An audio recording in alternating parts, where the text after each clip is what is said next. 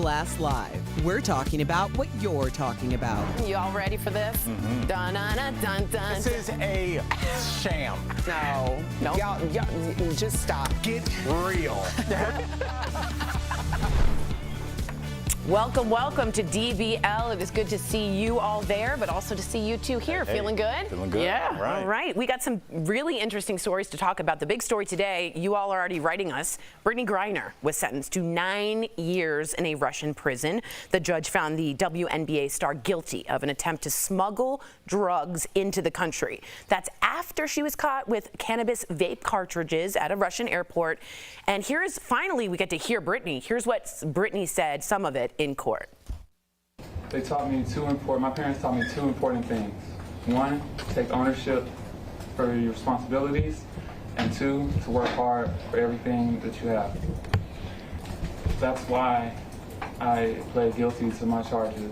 I made an honest mistake, and I hope that in your ruling that it doesn't end my life here.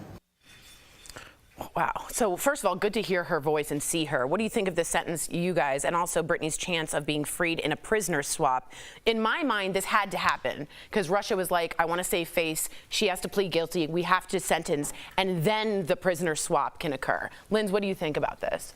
I mean, it was disheartening to see a two-time U.S. Olympic gold medalist behind bars saying that she brought less than 1 gram of cannabis oil into a country and now is facing 9.5 years. To watch this whole thing play out and know that it's been going on for months, since the beginning of the year, almost 6 months, that she's been detained in the U.S. and everyone's eyes wrongfully.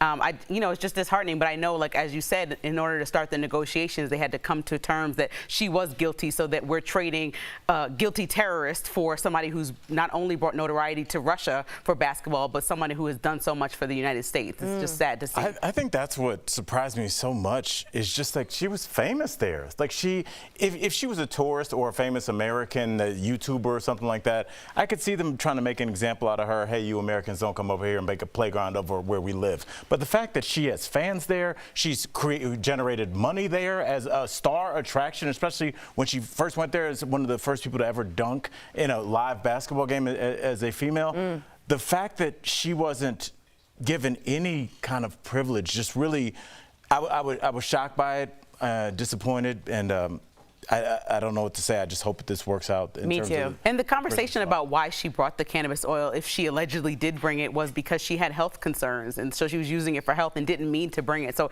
even if we find that to be true, then because she was playing basketball for not only the United States but for your country as well, she needed this in order to help her out. And this is medically prescribed. Yeah.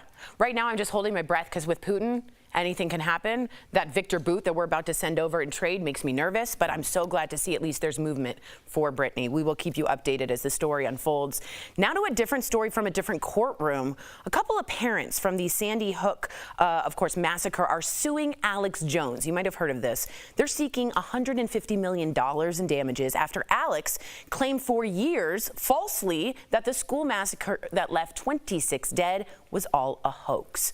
Well, there was some major courtroom drama on video after lawyers for the parents revealed Alex's lawyer had made a major mistake. Call it a Perry Mason moment. Take a look. They sent me an entire digital copy of your entire cell phone with every text message you've sent for the past 2 years. And that is how I know you lied to me when you said you didn't have text messages about Sandy Hook. Did you know that? I told you the truth. This is your Perry Mason moment. I gave them my phone. The drama doesn't stop with that. Over the past few days, the judge warned Alex about lying continually on the stand. Take a look. You're already under oath to tell the truth. You've already violated that oath twice today in just those 2 examples. It seems absurd to instruct you again that you must tell the truth while you testify, yet here I am. You must tell the truth while you testify. This is not your show. Loved that moment. By the way, really quickly, Tori, I've had that exact same conversations with 7th graders.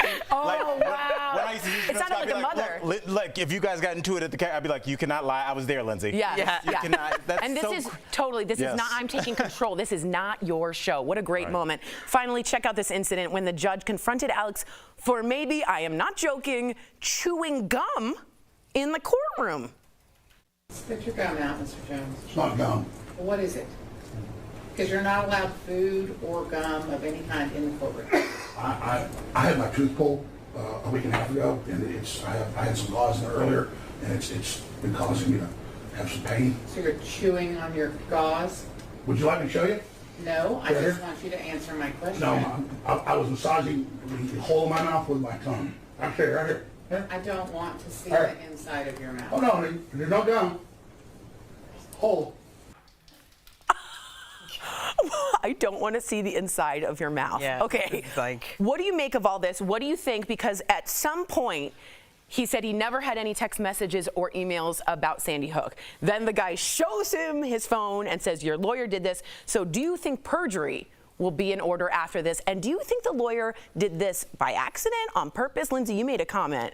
No, I definitely feel like the lawyer was like, I can't even be part of this anymore. I'm sorry. Like Alex Jones's lawyer. Yeah, I feel like he was like, this is disgusting. I think because it's funny about how childish he is, but what's not funny is that he's trying to defame the parents of a 6-year-old who died. Is shot in the forehead. Right, and Yes. so this is what we're talking about. Somebody who is that bad of a person has this whole show, InfoWars, bringing in allegedly millions of dollars off the backs of these parents. $800,000 a day. Right, and he's acting like he day. doesn't understand this, and so that's the disheartening part, that people with social media, I love the access that it gives us to people. I love the conversations that we can have without all the barriers, but people like him make it terrible because they perpetuate conspiracy theories and make everybody who's maybe weak-minded believe things that are untrue, like Sandy Hook was a hoax. And what do you think about the idea that's his First Amendment rights to say that, Al? I mean, we always talk about First Amendment rights. You can say anything. You just have to be prepared for the consequences. And when we're laughing at this because it's buffoonery and the things he's doing are childish. But I want us to understand that the way that he's able to make $800,000 a day is because he has this rabid fan base that goes after these people, and that's how he sells his brain tonics and what have you. So while we're laughing, we also have to understand that a huge punitive settlement here for the victims' families will knock a lot of this out in terms of setting precedent on the internet, hopefully. This is the third suit he's been found liable in, and he's already using bankruptcy laws to hide his money. Right. And so that's the problem right now, is that he hasn't paid out anything, and people are thinking that he's going to try to use bankruptcy laws to not pay out anything. Like a and I loophole. think that they need to make sure that he does not do that. And the judge is on top of that. Speaking about the bankruptcy, I do want to say something. If he is found to have perjured himself, which it seems like he does, that goes into a criminal court. That goes 2 to 10 years in jail for a felony if you perjured yourself in this court case. Really quickly, Tori, Yeah. you've been around the law a lot. Is this the most embarrassing thing you've ever seen or heard, like from your father? When I talked to him, he said, and this is something not to be, that's speculation only. In the legal community, a lot of people think there's no way he let all of that go without doing it on purpose. It's just unbelievable that you'd make that much of a mistake, was told about it, and then still let it go. It's malpractice, which it could be consumed or seen as. His lawyer hates him, like everyone else does. It just seems like, or else he's that bad of a lawyer. Exactly. Let us know what you think. YouTube or our app. Coming up on DBL, she outdid Bobby Flay in his own kitchen. We caught up with Alex Guarnaschelli, who is bringing heat to our new show. And yep, you heard right. Days of Our Lives is headed to streaming, but will the fans follow? Let us know what you think as we're chatting about it. Coming up next. Stay tuned. Closed. I think it is one of those stories we're all going to be like, what? So raised you. Why am I right all the time? Welcome to another week of Jeff's Mustache. Am I going crazy?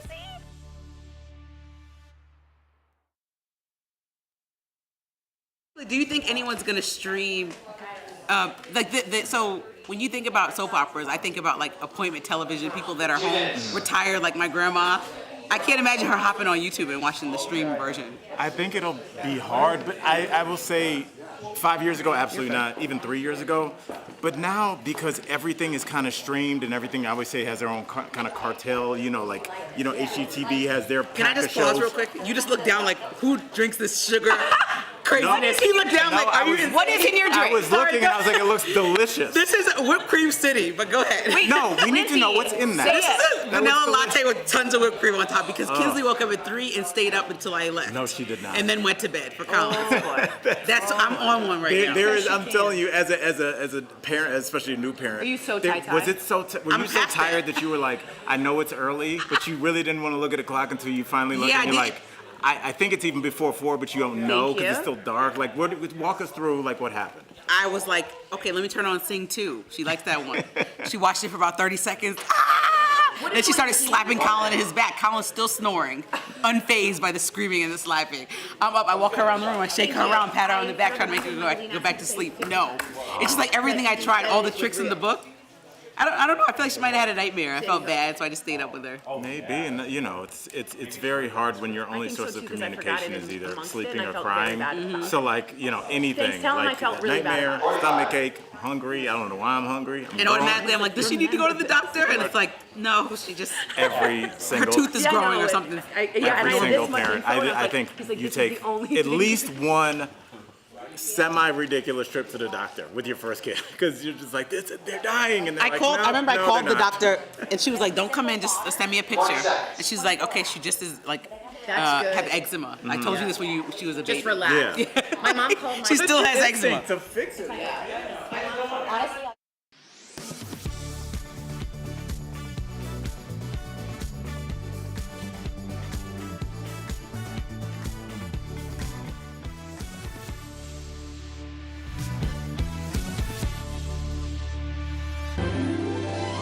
Like sands through the hourglass, so are the days of our lives.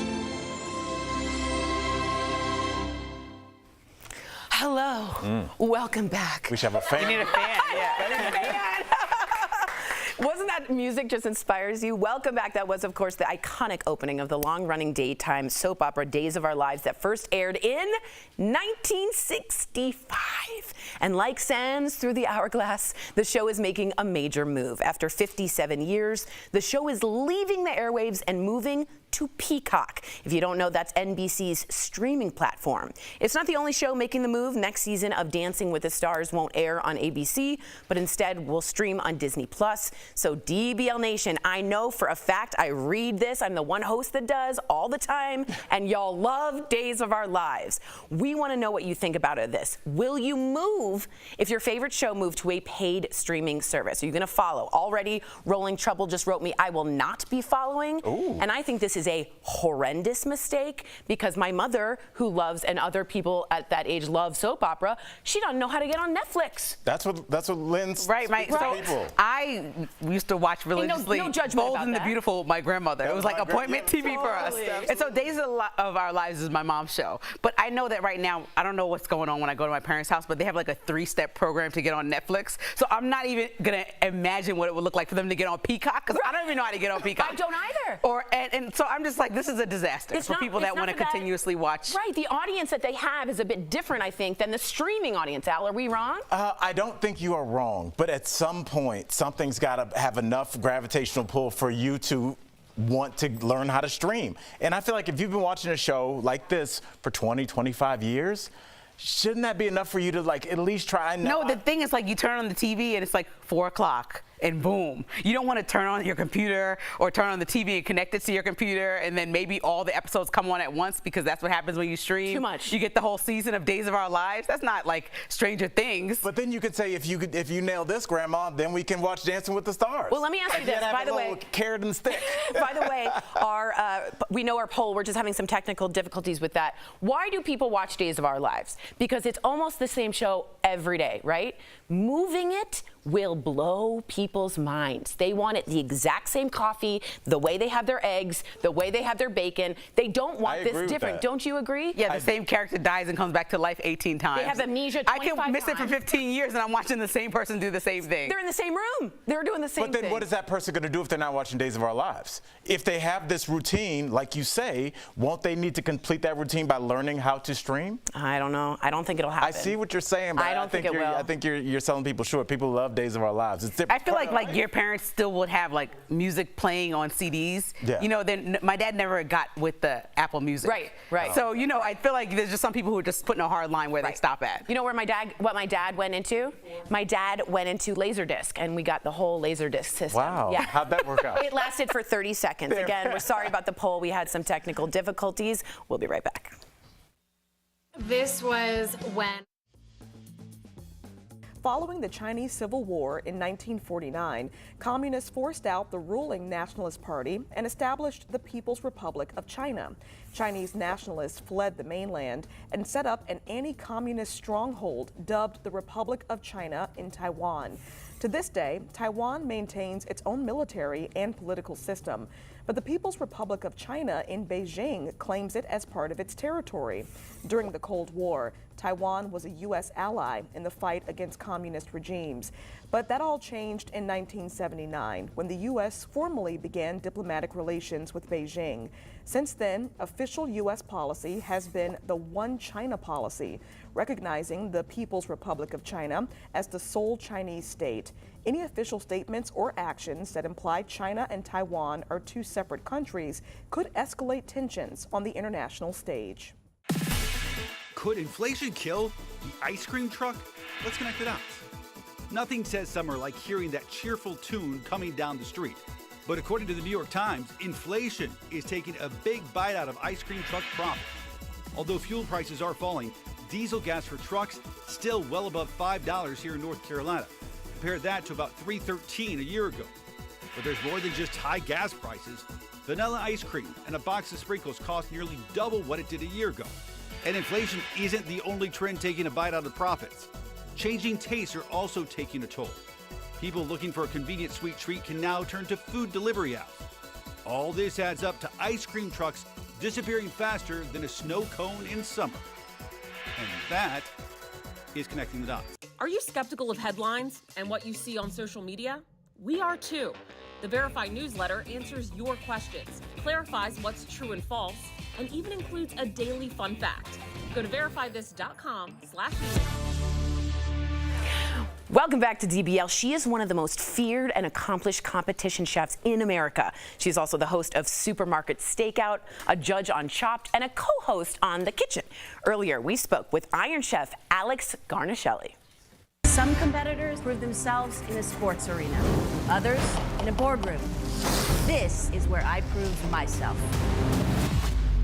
What's up with that, America? You face chefs from across the country in your new show, Alex vs. America. So what's it like to have a target on your back? Because we know you got one. And do you ever get scared of losing? I am always scared of losing, and I always want to win. It's terrible. You know, I will race someone to the end of the block and try to trip them so that I can win. I have that in my nature. So there's that. But that said, you know, it's hard because on Alex vs. America, I have a lot of chefs from around the country that are experts in a particular thing, and they come with that advantage. And I learn a lot about food and about, you know, looking into the mind of a chef. Wow. The other part of the show is that we explore, you know, how competition can be really gritty, how, you know, I burn stuff, I drop stuff, I cut my finger, I don't always win. All that being said, I love all the chefs and I think they're great and I wish them the best and I want to win every time. Ooh. Questions? Ooh. I love it. Speaking of chefs and competition, you've beaten Bobby Flay in his own kitchen. Yeah, you have. So what's the biggest mistake that the chefs who compete against you make, in your opinion? I feel like, you know, the obvious answer would be something culinary, like they always overcook the chicken or something. But to be honest, I think the real answer is more subtle. And that is one that I've suffered from many times myself. It's just simply not having enough confidence and not organizing that confidence to win. I think that's true of a lot of athletic events. I think that's true of people sitting at their desks at the office about to have a meeting with their boss.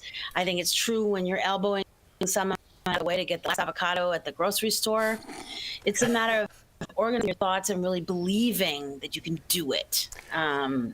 And if you don't, then maybe I can crack the door open and sneak in. I think you have a kindred spirit in Jeff. I like it. Listen, I like the fieriness. I like it. And that wasn't a cooking pun either. But this is, things get heated literally on the show. So I got to know, how is your smack talk game? It seems pretty good, but how is it in the kitchen? That's a great question. I am a big fan, honestly, and you may be like, oh, come on. I'm a really big fan of letting the food talk the smack. So if chefs are talking smack, I've done it. Every chef has done it. It's just part of the sort of nerves and bravado. You can find a chef who's really humble, who just gets nervous and under the pressure just may say some stuff and then, why did I say that? So honestly, yeah, I can do it. And I have fallen prey to the temptation. But for the most part, I like to say, let's let the celery do the talking, shall we? Let's let celery have a moment. Alex, how come there's not more like chef beef? You know what I mean? Like in rap, there's Tupac and Biggie, Jojo Siwa and Candace Cameron Bure, things like that. So why isn't there more chef beef? I know you have to taste other chefs' food and they have big restaurants in Vegas and you're like, this stinks, mine's better. How come that beef doesn't get outside of your little chef world? You are spicy. I could have been a chef. I got a jalapeno joke for you too. Okay. Well, oh boy. All right. It's actually another segment joke. You ruined it. To be honest, was to say there isn't a chef beef, and you just don't know about it. You know what I'm saying? There's a lot of bell peppers and pineapples to hide behind. I think that there are. I think there are grudges. I think people, compete. They lose. They don't remember necessarily what happened in the moment, but they carry that sort of, wow, I lost. You can catch episodes of Alex versus America now on Food Network and Discovery Plus. Alex, what a pleasure. Thank you so much for joining us. We'll be right back. Promotional consideration is brought to you by... The monthly fees keep adding up. First, it was Netflix and Spotify. Now it's your car? That's the claim made in this tweet with more than 225,000 likes that BMW will soon require drivers to pay $18 a month just to use the heated seats that are already installed in the car. So let's verify. Is BMW selling a monthly subscription service for heated seats? Our sources are BMW, Kelley Blue Book, and GM. BMW offers a platform called Connected Drive for its vehicles, and it's a little different in each country where BMW sells cars. In the US, it's a subscription package for software. Drivers pay $50 annually to access Connected Drive and get things like the ability to unlock your car doors with your phone and sync with Amazon Alexa. In other countries, BMW began adding new features in mid-July to its Connected Drive platform that owners can access for additional fees. In Korea, owners can pay the equivalent of $50 a month to use both high beam assisted and driving assistant features. In Malaysia, Japan, South Africa, and parts of Europe, BMW added a subscription fee to use the heated seats. Drivers can pay the equivalent of $18 a month to unlock access to the heated seats or $415 to use them permanently. BMW said a heated seat subscription is not currently available in the US and said, quote, if a vehicle is initially ordered with heated seats, that option will remain fully operational for the life of the vehicle. So, yes, BMW is selling a monthly subscription service for heated seats, but not in the US. It's currently offered in a few other countries. Kelley Blue Book says automakers have been talking a lot about charging subscription fees for features recently. BMW isn't the only car maker offering some kind of subscription service either. GM has offered its OnStar navigation and emergency services as a monthly subscription since 1995. GM told investors that it earns $2 billion a year in subscriptions and expects that will jump to $25 billion by 2030. Tesla also has multiple subscription options for added features. With your Verify, I'm Brandon Lewis. A new school year means one thing, the return of those early alarm clocks. Let's connect the dots. Sleep experts say now is the time to start getting your kids used to waking up early. That's because younger kids usually need 10 to 11 hours of sleep each night to have the best performance in school. Teens need about 9 hours. Experts recommend you gradually adjust wake-up times over the next few days, moving up 15 to 30 minutes earlier every other day. This is also a good time to start what experts call good sleep hygiene habits. That means turning off electronics 30 minutes before bed. No soda or caffeinated drinks at dinner, and maybe even think about moving dinner time up. And finally, try to find some relaxing activities for your kids to enjoy before bed. Things like a warm bath or reading a book can help kids and even you unwind. And that is Connecting the Dots.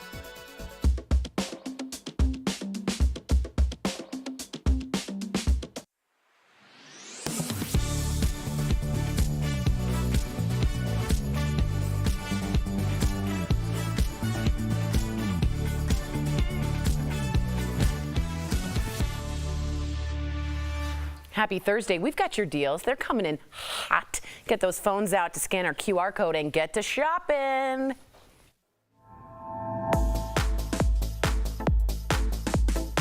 Steph, what do you have for us today? Hi Tori, hello DBL Nation. I am so excited to show you the deals today, and there are some things here that you're going to love, so let's get started. First up, we've got EVO Beauty 5-piece makeup set with primer, concealer and a gloss trio. So this deal includes 3 lip glosses, 1 primer and 1 concealer. Now this bundle here is usually $74. Whoa. But we've got it for just $24. That's what I'm talking about. Now that is saving you 68%, and these are perfect to pop in your handbag, so you've always got a shade ready. Love that. Now Tori, this is really fancy. Whoa. We've got the Bruce Lee cold pressed juicer by AI Cook. Whoa. So cold pressed juicers are like all the rage because they retain more of the good stuff compared to traditional juicing that uses heat in the process. So normally this is $200, but we've got it for just $49, saving everyone 76%. And there's no better way to save than on a product that's going to help with your health. Absolutely. Now next up, Tori, this is the 2-pack of Adoro Surge Mini 2-outlet dual USB surge protectors. Oh, whoa. Available in 3 colors, black, white and pink. How cute is the pink? I know. So normally this is $80, but we've got it for $15, saving 81%. $15? And that's for both of them, Tori. Oh my, I would totally get this. And for our last product today, we've got Adrian Vitadini Montauk tote bag with an AV charm. Huge. And this bag is going to be so cool, it means it's going to work with no matter what your outfit is. Nice. So normally these bags are $210, but guess what? You are paying $34, like you said, for a name brand, and you are saving 84%. Wow. I know. And that means you can literally get one in every color. Head on over to morningsave.com to snag these amazing deals at the lowest prices. You can also scan the QR code on screen. It will take you directly to these products on Morning Save's website. Steph, thank you so much. So we had some technical difficulties earlier with our poll, but we want to tell you the results. We asked if your favorite show went to paid streaming only, would you follow? 84% of you said no. 16% I'm shocked by that. of you said yes. And Susan Granger. My mom had a lot to say quickly. Dancing with the Stars is one of me and Miss Rixie's favorite show. Bad move, angry face. This is ridiculous. Grandma, I didn't watch this Days of Our Lives. All my children, this is ridiculous. Erica Kane, by the way, your hair looks lovely. Oh, that's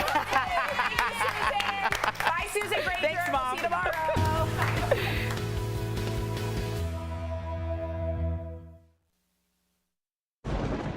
Where hope finds help.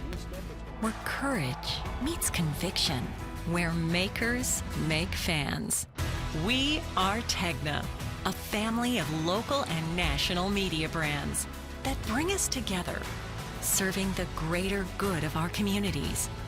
Where national know-how backs local business. Be in good company with Tegna. Am I going crazy? I just love your passion right now. I'll take it. Oh, yeah. Yeah. Actually, let me get on it. You just got me all riled up. So Who raised you? This is a win, right, guys? Why am I right all the time? You're not. I live my life for Spike. Welcome to another week of Jeff's Mustache. I didn't expect that. I love this segment. Yes. You just made my day, my week, my month, my year. DBL is all new every day.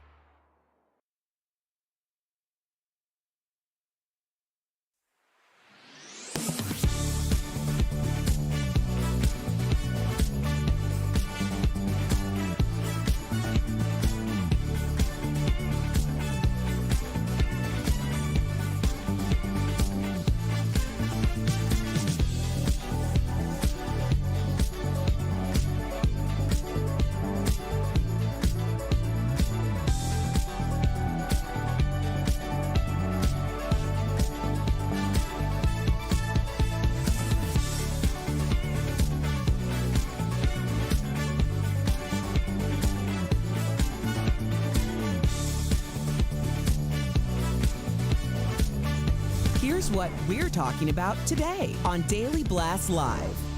Sandy Hook conspiracy theorist Alex Jones gets confronted with texts from his own phone during trial. My lawyer sent it to you, but I'm hiding it. Okay.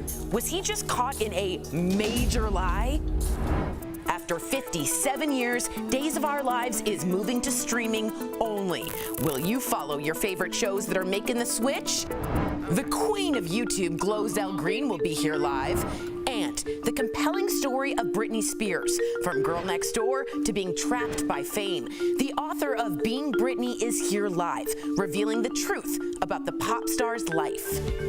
Oh my gosh. Are you insane? This is a sham. No. Nope. Y'all just It's stop. finally here. Drum roll. Welcome to DBL. We're so grateful you're joining us. I am Tori. I'm in for Sam today. We got Lindsay, we got Jeff, we got Al, and we got some really great stories. Everyone got a personal introduction. Yes. Sagittarius, Cancer, Leo. All right, step too far. Mine's wrong. Okay, Gemini. Yeah, there you go.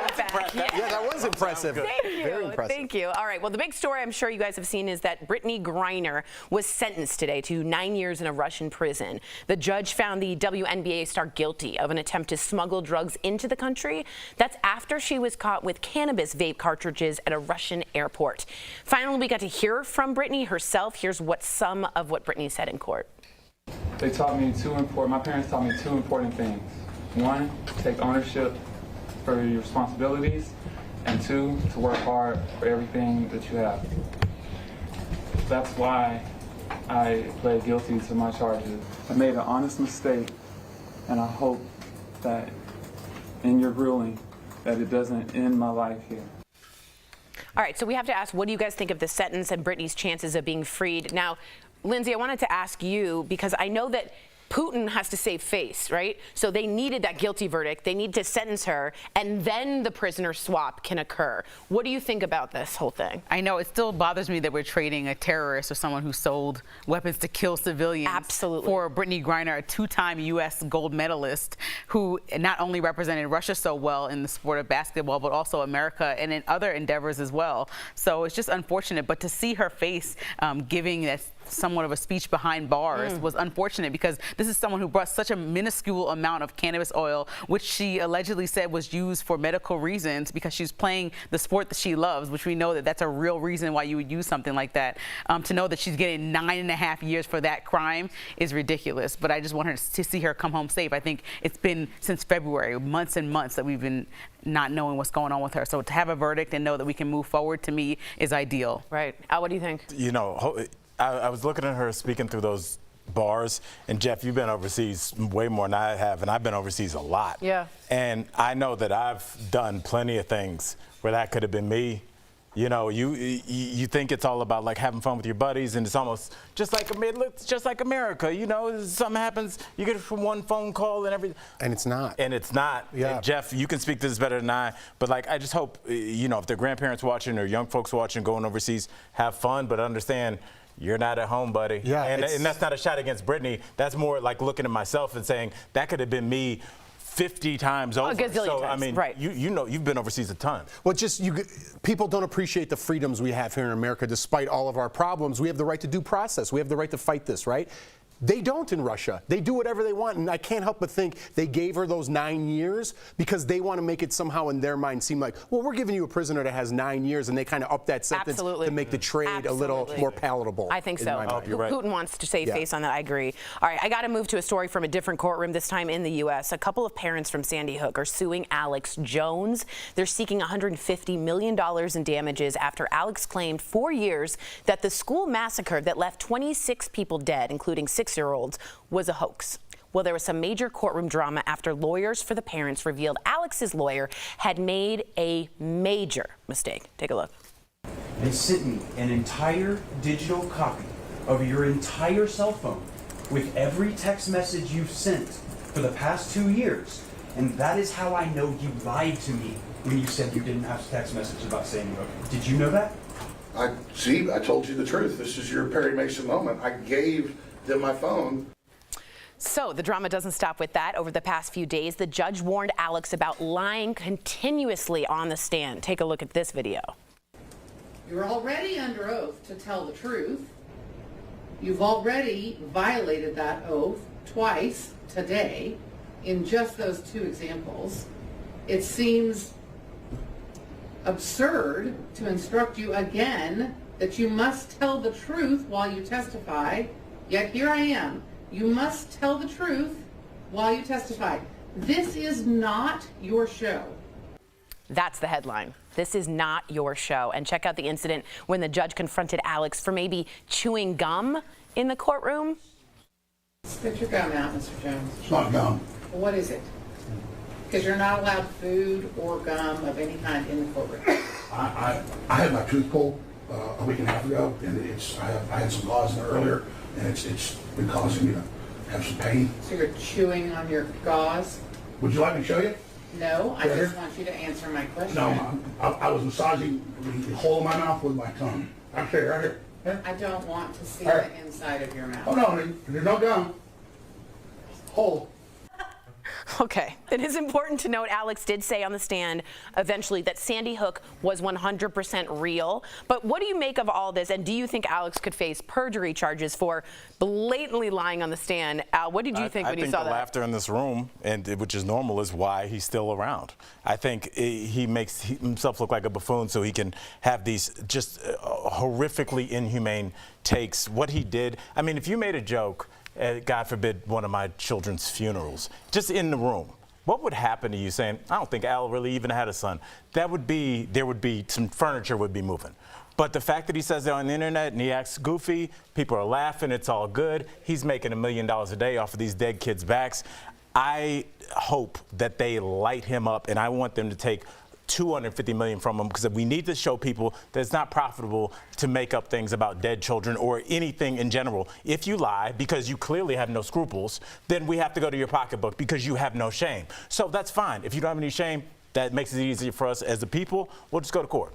And he's been found liable in 3 different cases like this. So this is the 3rd set of parents that are like, you try to defame us, our child is dead, and you are nothing to say for it besides like joking in the courtroom. So it is funny in a moment because how stupid that he is, but it's really disgusting when you think about what he's doing, and his InfoWars show how many people it reaches and how many people fell for the lies and the conspiracy that he was perpetuating, that these people didn't actually go through trauma and lose their kids. So, you know, it's unfortunate that we're even watching this play out, but hopefully he doesn't hide his money like he's trying to do in bankruptcy and try to go around the government and tax to make sure that that's hidden so people can't get to it. Hopefully all his money is gotten to and people are able to get paid out. These families deserve what the $150 million that they're asking for. Absolutely. What do you think, Jeff? Yeah, Al brings this up often, and I see how passionate you are about this, and now he's finally getting his day in court, and we're all laughing a little bit, right? Because I was too. like We're you said, the human beings. buffoonery, Right. but it's a serious thing, right? Imagine, God forbid, like you said, we all know what I'm about to say, and then someone making money off of that on the podcast saying, that never happened, and that's your family that's busted up. That's your child that you'll never see again. He's going to get his, hopefully. Right? He will. And just so you know, that perjury that he committed, at least to me, that can go to a criminal charge, and that could face 2 to 10 years in jail. If that's not perjury, then perjury is not a thing. Correct. So after the trial, we shall hear about the perjury. So expect him to be in trial, as he should be, or in jail for many, many moons to come. Coming up on DBL, a star-studded cast and $90 million wasn't enough to keep Batgirl in production. What star Leslie Grace is saying about the decision. And yep, you heard right. Days of Our Lives is headed to streaming. But will the fans follow? You're going to have to pay. We're chatting about it next. Stay tuned. Closed captioning provided by... Am I going crazy? Who raised you? Why am I right all the time? Welcome to another week of Jeff's Mustache. You just made my day, my week, my month, my year. We're talking about this Alex Jones situation. It's like, it's not just, we're just talking about the Sandy Hook, and it's interesting, that's what people latch onto, but just, it's every shooting. There are people that go to the one that happened in Texas. But the story was that the parents were acting, and so the mom in court, she looked him in the eye and said, "Do you think I'm an actress?" I watched that moment because she's like, "My kid is dead. Like, this is not a funny What was his game." reaction to that? He said, "No, I don't think you're an actress." And it's like, it's one of those things where if he does genuinely know that he was lying and believe that his lies were lies, in fact, then he knew what he was doing. And so he had to look this lady in the face and say the truth. And he knows that he's ruining people's lives, because not only is he just saying the wrong things, these people had to move their homes. They're getting harassed for being liars, being called actors, and then also trying to grieve, because this started like right on the back of Sandy Hook. I watched it too, and they said, my child was shot in the forehead. Do you not believe that?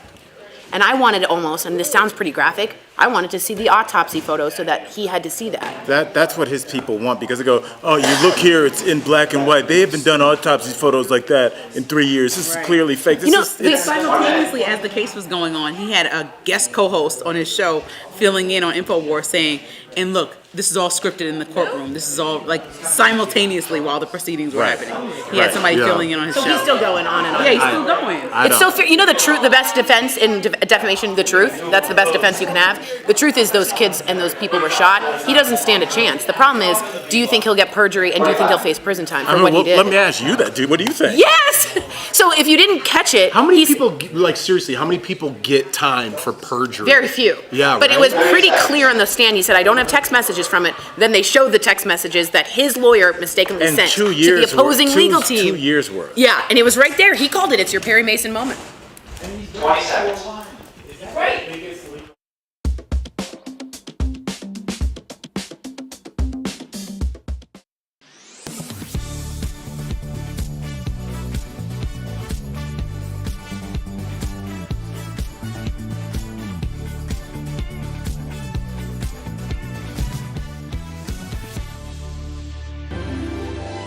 Like sands through the hourglass, so are the days of our lives.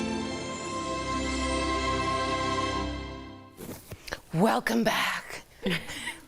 Okay, that was, of course, the iconic opening. I like you went for it. Thank you for the experience of the long-running daytime soap opera, Days of Our Lives, that first aired in 1965. I know you guys love this show. I read your comments about it. And like sands through the hourglass, the show is making a major move. After 57 years, the show is leaving the airwaves and is moving to Peacock. That's NBC's streaming platform. It's not the only show making the move. We have Dancing with the Stars. It won't air on ABC next, but instead will stream on Disney+. This, to me, is a major disruption in people's lives. We want to know what you think. If your favorite show, especially a soap opera, moved to a paid streaming service, would you follow? Go to dblvote.com to weigh in. Jeffrey, you were on a soap opera.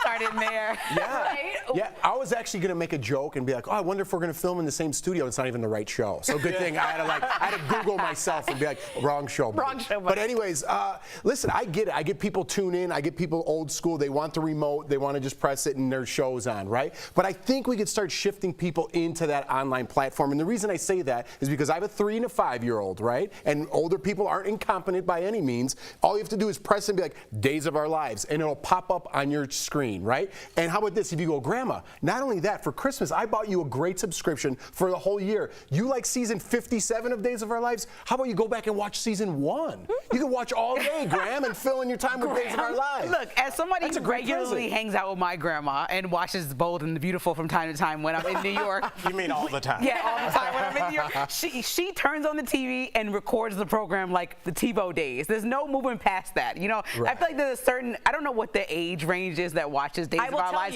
Okay, you have the audience. Days of Our Lives, let me tell you, there's 2.247 million viewers. 1.2 million of that is 50+ women. All right, so my parents don't even have Apple TV that I bought them set up properly after 4 years. I'm expecting that they won't have Peacock situated enough to watch Days of Our Lives. Wow, you're putting down our I'm not putting them down. They just like TV. I get what you're saying. And here's, Lindsay, as you were talking, I had a thought. I was like, because I think you're right. There is a tradition, and there's like, with everything, even when you're going to watch a football game, there's like a way you do it. You go get your favorite mug, you get it out of the freezer. You kind of get ready to do your thing. I think with this, Lindsay, next time you're home, you have to set up some new traditions with Grandma. Be like, are you joking? They set up some the like routine, new streaming. The routine for these people is what makes them comfortable. It comes on every day. The same scenes happen. The same amnesia happens. You want them to go to Peacock? Yeah, that's $4.99. They don't. My mom doesn't know how to go and use a light in the bathroom. This is absolutely absurd. It's $4.99 a month. These people have already started writing in, and they're like, "I'm angry and I'm not following." What if you get logged out? God forbid. How would you log back in? I look at it the other way. You FaceTime and you say, Graham, FaceTime it. I'll hook it up for you. And the FaceTime's going to be like this way, upside down. We can't just like write off people. What are you talking about? My 3- and 5-year-old could get their shows on. Intuitive to Jeff, you're not the audience. You're not the audience for Days of Our Lives. I'm sorry to tell you that. The audience hates me. Could you be on my side for this one, okay? Let's take a look at the poll. If they're on your side, they are not. Strongly no. Okay. 80% of them. The streak continues. You got 4% to go your way. Yeah, very few. Hey, that's pretty much par for the course. It is. Very few people like Jeff. Coming up on DBL, I'm just kidding. GloZell Green is here. Look at that lipstick. I can't stand it. We're chatting with the queen of YouTube in under 2 minutes. Stay with us.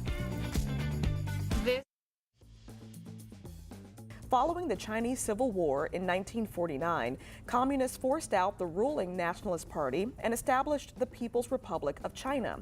Chinese nationalists fled the mainland and set up an anti-communist stronghold dubbed the Republic of China in Taiwan. To this day, Taiwan maintains its own military and political system, but the People's Republic of China in Beijing claims it as part of its territory. During the Cold War, Taiwan was a U.S. ally in the fight against communist regimes. But that all changed in 1979 when the U.S. formally began diplomatic relations with Beijing. Since then, official U.S. policy has been the One China policy, recognizing the People's Republic of China as the sole Chinese state. Any official statements or actions that imply China and Taiwan are two separate countries could escalate tensions on the international stage. Could inflation kill the ice cream truck? Let's connect it out. Nothing says summer like hearing that cheerful tune coming down the street. But according to the New York Times, inflation is taking a big bite out of ice cream truck profits. Although fuel prices are falling, diesel gas for trucks still well above $5 here in North Carolina. Compare that to about $3.13 a year ago. But there's more than just high gas prices. Vanilla ice cream and a box of sprinkles cost nearly double what it did a year ago. And inflation isn't the only trend taking a bite out of profits. Changing tastes are also taking a toll. People looking for a convenient sweet treat can now turn to food delivery apps. All this adds up to ice cream trucks disappearing faster than a snow cone in summer. And that is connecting the dots. Are you skeptical of headlines and what you see on social media? We are too. The Verify newsletter answers your questions, clarifies what's true and false, and even includes a daily fun fact. Go to verifythis.com/. Okay. I'm on my way to meet Peter at the park. Well, he don't know I'm gonna be there. He's always at the park. So I hope he like my new look. I'm gonna tell him I've been taking like yoga or Pilates. Peter at the park. That YouTube video went viral. I've said that all day. In 2008, and now the OG YouTuber entertains her nearly 4.6 million subscribers. That's one less than me. I'm kidding. I have no one. With crazy challenges, song parodies, and her wacky takes, the queen of YouTube joins us today. GloZell Green! Welcome to DBL. All right, let's jump right. Thank you for having me. Absolutely. I love the lipstick, by the way. Thank you. I was looking for a new shade myself. All right. Let's get into this. You have posted many challenges on your YouTube channel. Are there any that you regret? And a warning to our viewers, don't try these at home. We're going to run a couple over. Or maybe we're not. Do you regret any of these videos? It's bittersweet. I do, because I still have scars on some of them, and my voice has not been the same since the cinnamon challenge. So definitely don't do them. Okay, here's is this the cinnamon one right here? Uh-oh. Oh. Yes. Oh, man. How long did it take you to recover from that? I haven't recovered from it. I have not. It burned my esophagus. Oh my God. Really? Yes, it burned my esophagus, and that is like damage that you can't undo. Oh. And I used to sing, so I can sing for a little bit, but for the most part, my voice is gone because of that challenge. Wow. So don't do that at home. Yeah, not a warning. Don't do it. Don't do that at home or at your house At an office, don't do it anywhere. Well, look, I can't sing anyway, so I could do it. Yeah. It doesn't really matter. So you got to interview former President Barack Obama. Who hasn't? Right? That's awesome. What was that like? You also made him laugh. Tell us about it.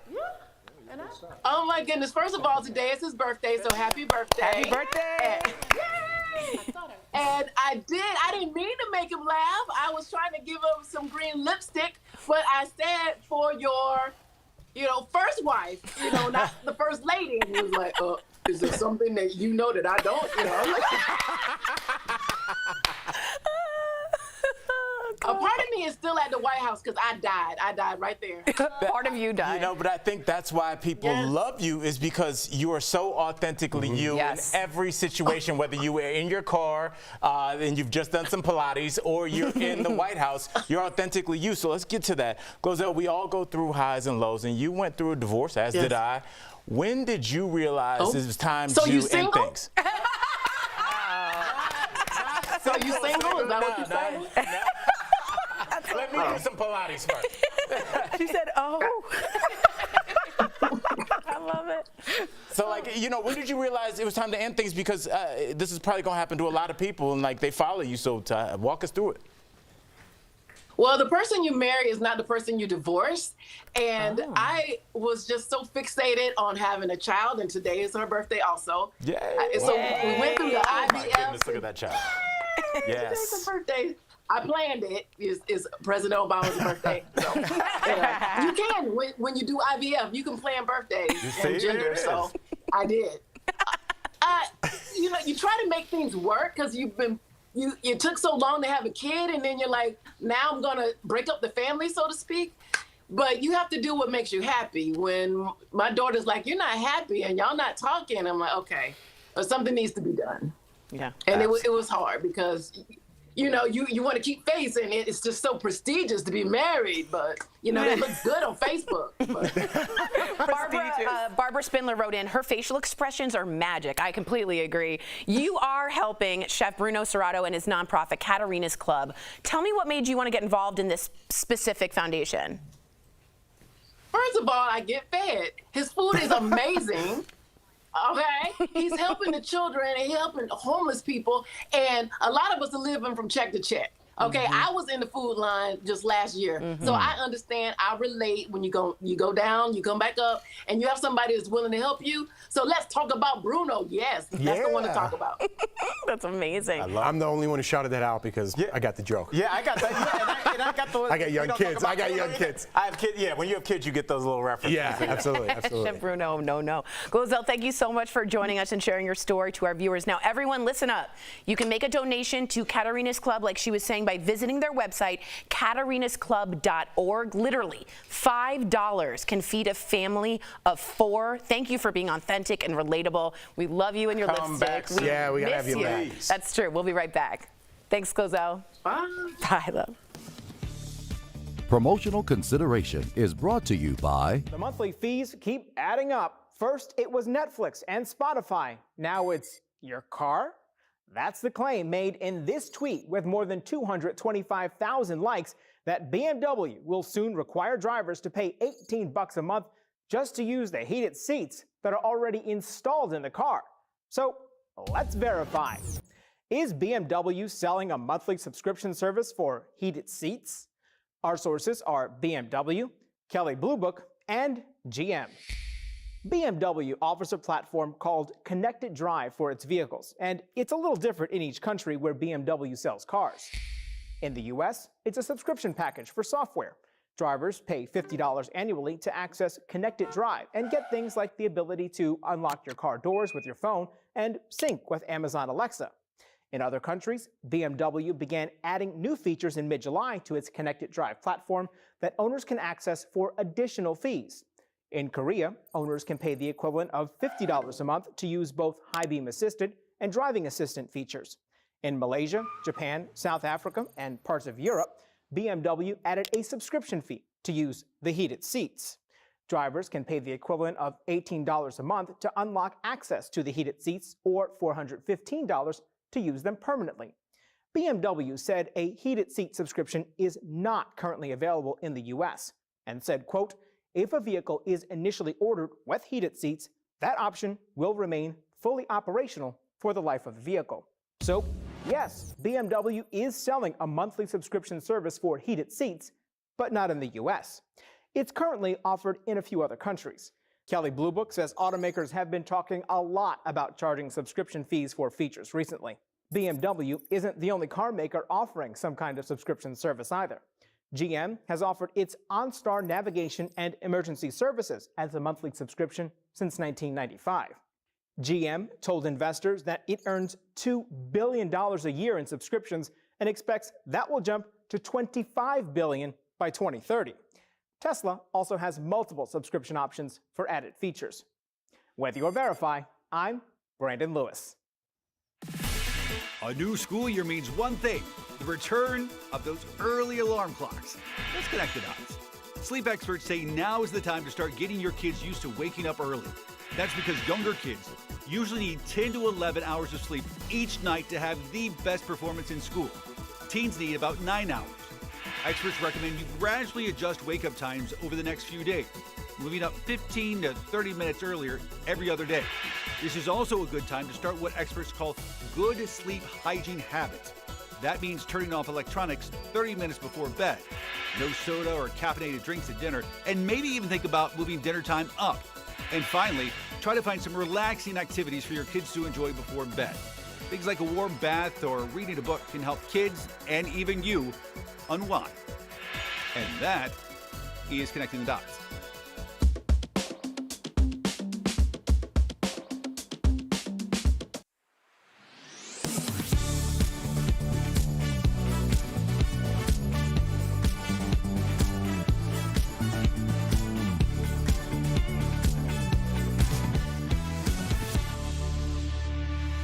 Welcome back. We have a very important update to a story we followed a while ago, and it's important to mention because this happened just today.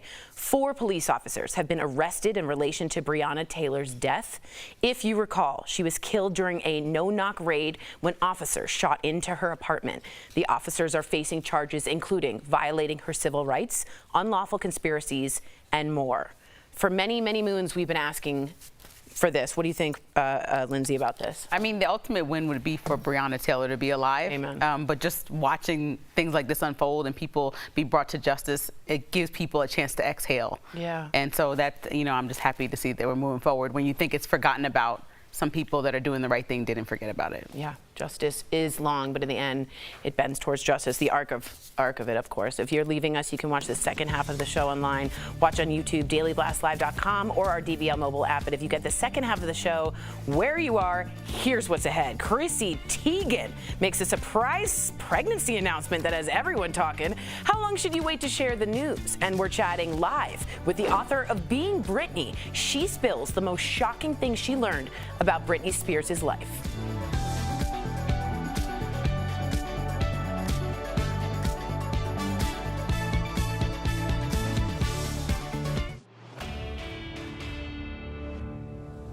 San Francisco, New York City, and New York State have all issued emergency declarations in response to monkeypox as they try to contain local outbreaks. And there are reports that the Biden administration may issue what's called a public health emergency declaration at the federal level. So, what would that do? Let's verify. We spoke with James Hodge, a health law professor from Arizona State University, Megan McGinty, an epidemic and disaster response expert from Johns Hopkins University, and we looked at information from the Administration for Strategic Preparedness and Response. A public health emergency declaration is made by the Secretary of Health and Human Services, Xavier Becerra in this case. It would allow HHS to instantaneously do some things that it can't presently do quickly. It enables Becerra to hire people, make grants, enter contracts, waive certain requirements, and access additional funds. Usually during emergency declarations, like with opioids or things we've seen in the past, there actually would be a freestanding fund ready to be used for devoting to these purposes. We've been working to refill that fund post-COVID, and to my knowledge, to date, it's not yet been refilled. In fact, Congress has been reticent to do it. Now, monkeypox may change its mind very quickly, but the sheer fact is the funds that normally would be there to the tune of millions of dollars simply may not be at this point in time. It can also allow states and local jurisdictions to purchase general supplies at reduced cost. McGinty says there's also a symbolic value. The act of making an emergency declaration calls attention to a problem and says this is of significance that we as a country need to be paying attention to this. With your Verify, I'm Evan Kozlov.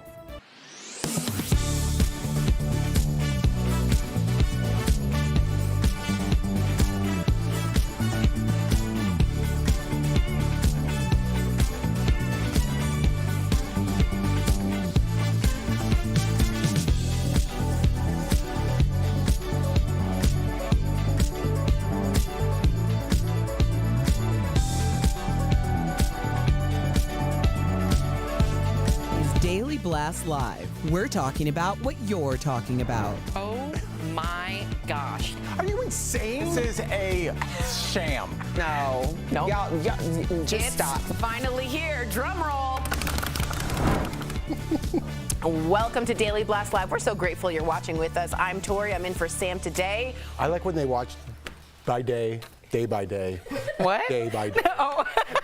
Earlier I made a mishap on a quote that's really beautiful. The arc of the moral universe is long, but it bends towards justice. I just simply said justice, the arc, justice. So I'm very sorry. Of course. And I got killed in the commercial break. So I appreciate you. Tune into Al's Instagram to find out the behind-the-scenes stories. I'm really embarrassed. Like, really. Okay. The star of the new Batgirl movie is speaking out about Warner Brothers pulling the plug on the film. It cost between 70 and 90 million bucks, making it the most expensive movie never to see the light of day. Actress Leslie Grace shared some pics of her as Batgirl on Instagram, saying she was proud of the hard work from the cast and crew. She thanked fans for their love and belief in her. She shared some behind-the-scenes footage that Warner Brothers announced when the film would no longer hit theaters or stream on HBO Max as planned. It was reported test screenings of the film were so bad, the studio decided to cut their losses, again, 70 to 90 million, and cancel the film's release. The film had some star power. Michael Keaton was going to be reviving his role as Batman, and Brendan Fraser, who's having an awesome comeback, was cast as the movie's villain, Firefly. Who gets rid of a 90 million project? They need to at least send me the director's cut so I can personally have a video that I was Batgirl. Yeah. This is like a terrible, terrible loss. Like, I would be devastated. Lindsay, you brought something up I was thinking about. With them canceling this, did they actually just increase its value? Because now everybody's going to want this on the black market because it's shot it's somewhere. Someone saw it and didn't like it. Somebody wants to see it, you know? I don't know. And then say it's on the black market and everyone loves it. That would be like the biggest joke of all time.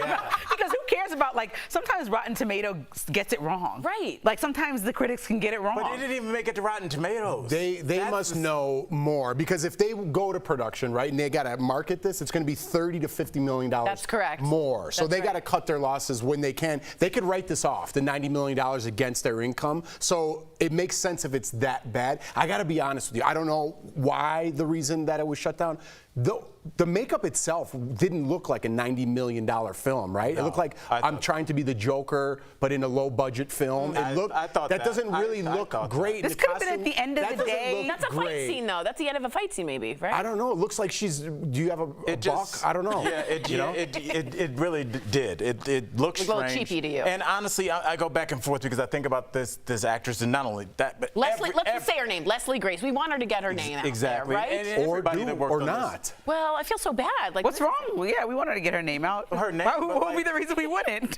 Why? Because you shut down a $90 million movie. That's why. Because she was that bad. You can't put it all on her. I didn't. I just said I don't know, but it's. Here's my thing too. It's called Batwoman. You're the woman. Batgirl. Yeah. I feel like they gotta let the people decide. They have to release the movie. Okay. I think the people decided the heck out of this. Wow. Honestly, all right. It's like I'm not even trying to make light of this. I'm just saying in the world, because we even kind of talked about this with the Justin Timberlake thing, with the dancing. Even just that little 15-second clip made the rounds, and if they might have really saved this crew like really a huge headache, because if they become a meme, become a running joke for the rest of their career, I don't know. Maybe this will be better because people forget about. And it's also a franchise. It's not just a one-off, right? It's a franchise that's going to continue to go on for years. It has some legacy behind it that they don't want to ruin. That's true. Well, we have some really exciting news, guys. Chrissy Teigen is expecting another baby. Yay! Yay! Chrissy shared the news on Instagram, showing off her baby bump. She said after. And that shoe collection. Yeah, oh, nice. Right. I didn't see that. I was really checking out those shoes.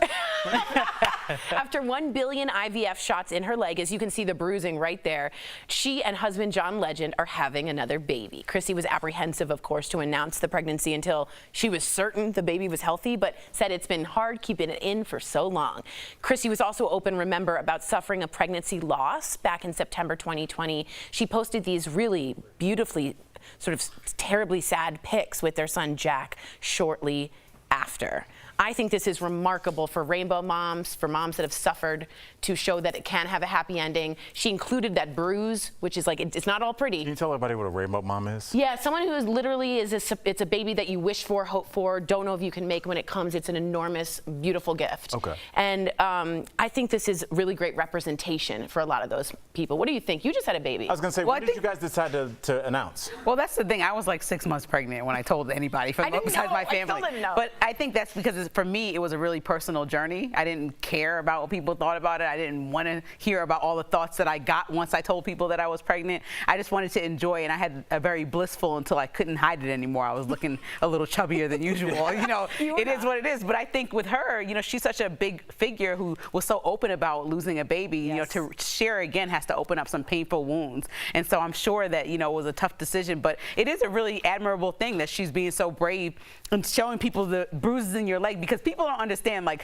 IVF is tough, IVF is hard, IVF is a commitment and painful, and so to share that this is expensive, and so to share part of that journey, it makes people think, like, you know, just see that she's a real human. Yeah. Because there's a lot of reasons why people love or hate Chrissy Teigen, but at the end of the day, this is just a mom sharing her story. That's right. Jeff, you thought so too? You were nodding. I wanted to give to you. He likes the shoes. We got to get to this next story, but yeah, it's a beautiful thing. I love seeing she came out at the right time. A lot of people look up to her. I love when I see a pregnant woman. I don't know why. I got like such joy because of what I went through. It really changed my life, and I want to like talk to them, but then they're like, get away from me and my baby, you weirdo. You know, but I do. I have that admiration. Coming up for you, just like genuine curiosity. That's how lovely. It's going. So that's what's up. Oh, well, listen to this. Actress Christina Ricci wants a do-over. Christina told The Hollywood Reporter she'd like to relive the 90s because she made so many mistakes back then. What? She added, quote, people who are like, I have no regrets. What bleeping magic life do you live? Christina was known for playing characters like Wednesday Addams in The Addams Family back in the 90s. She was in Mermaid. She was fantastic in the 90s. Let's talk about regrets, or as someone had on tattoo, no regrets. We're the Millers. Wasn't that funny? What do you guys think? Do you guys live in regrets? What do you do, Al? I don't think that you can regret. I think that you can, because if you go back and you're like, I want to redo high school, right? Where high school is perfect for you.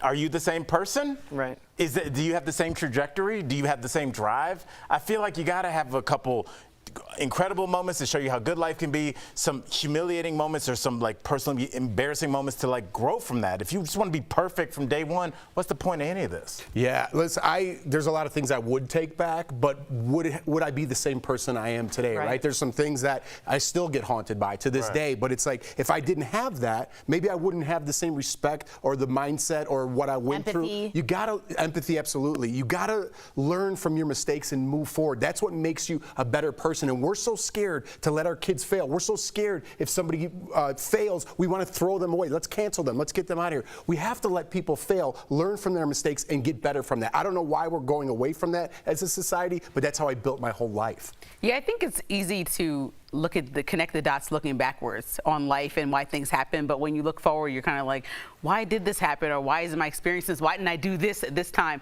And really, you try to live life with like putting your all on the table every time you do something, whether you mess up or don't, and then you can't, to me, I can't live with regrets. It wasn't my time, that wasn't my moment, this wasn't my thing, and then you just are good with it. Like, that's how I do everything. Even if I failed at motherhood that day, it's like, okay, today wasn't my day, tomorrow we're going to try again. It could be little or big, and I think that's just how you have to look at it and know that, you know, hopefully everything will be okay. And who wants perfect? Perfect's boring. I agree. And the only regret, I think, is not trying it. The saddest words of tongue and pen are those that read it might have been. It's another quote that I got right this time. But really, that's the only regret, is not doing it. So I hope everyone out there does it today. Coming up on DBL, love her or hate her, she's still one of the most famous people on earth. We are joined live by the author of Being Britney to dish some shocking details on the life of Britney Spears. Stay tuned.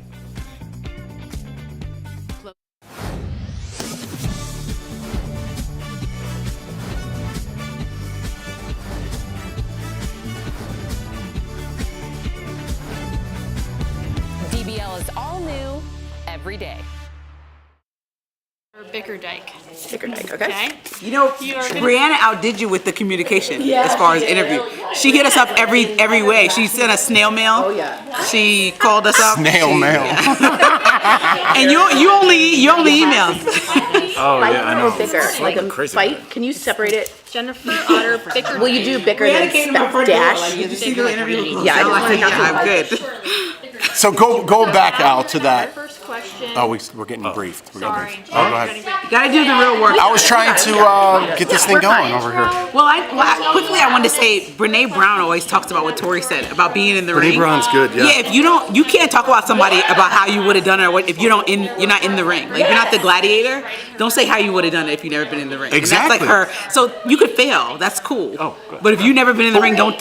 I totally agree with you, So 100%. mistakes happen But in why the ring, is it that, like, I want to raise my kids? I've learned everything from not getting a trophy, right? When I didn't get that trophy, I'm like, man, I got to do better in life. From a little kid till now, right? But now we give everybody a trophy, and then if somebody fails at some point in their life, we want to cast them away. It's like, why is the mentality completely different than what I think? Like, my mentality is completely different from society. If we canceled Chrissy Teigen, we wouldn't have just done her story. Because remember, she had that ugly back and forth with Right, she was DMing. Right, yeah, the saying, wardrobe like, styles. Yeah, so it's like, you can't throw people away. Like, no one would be sitting here. These chairs would be spinning. If, But like, people, you can't throw them away because they're multi-layered, right? Yes. They're a good mom who's going through her own trauma and trying to share her journey with the world, but also somebody who said something obnoxious and said, I'm sorry for saying that thing, right? That's like a whole human. Yeah, it's complex, and I don't think people want that. I think people want, but people, no gray area, just black and white. And they want to point fingers, right? Because they haven't tried, and they're scared to try, and then they yell at you for trying, and perhaps failing. I don't know. Thank you. You're welcome.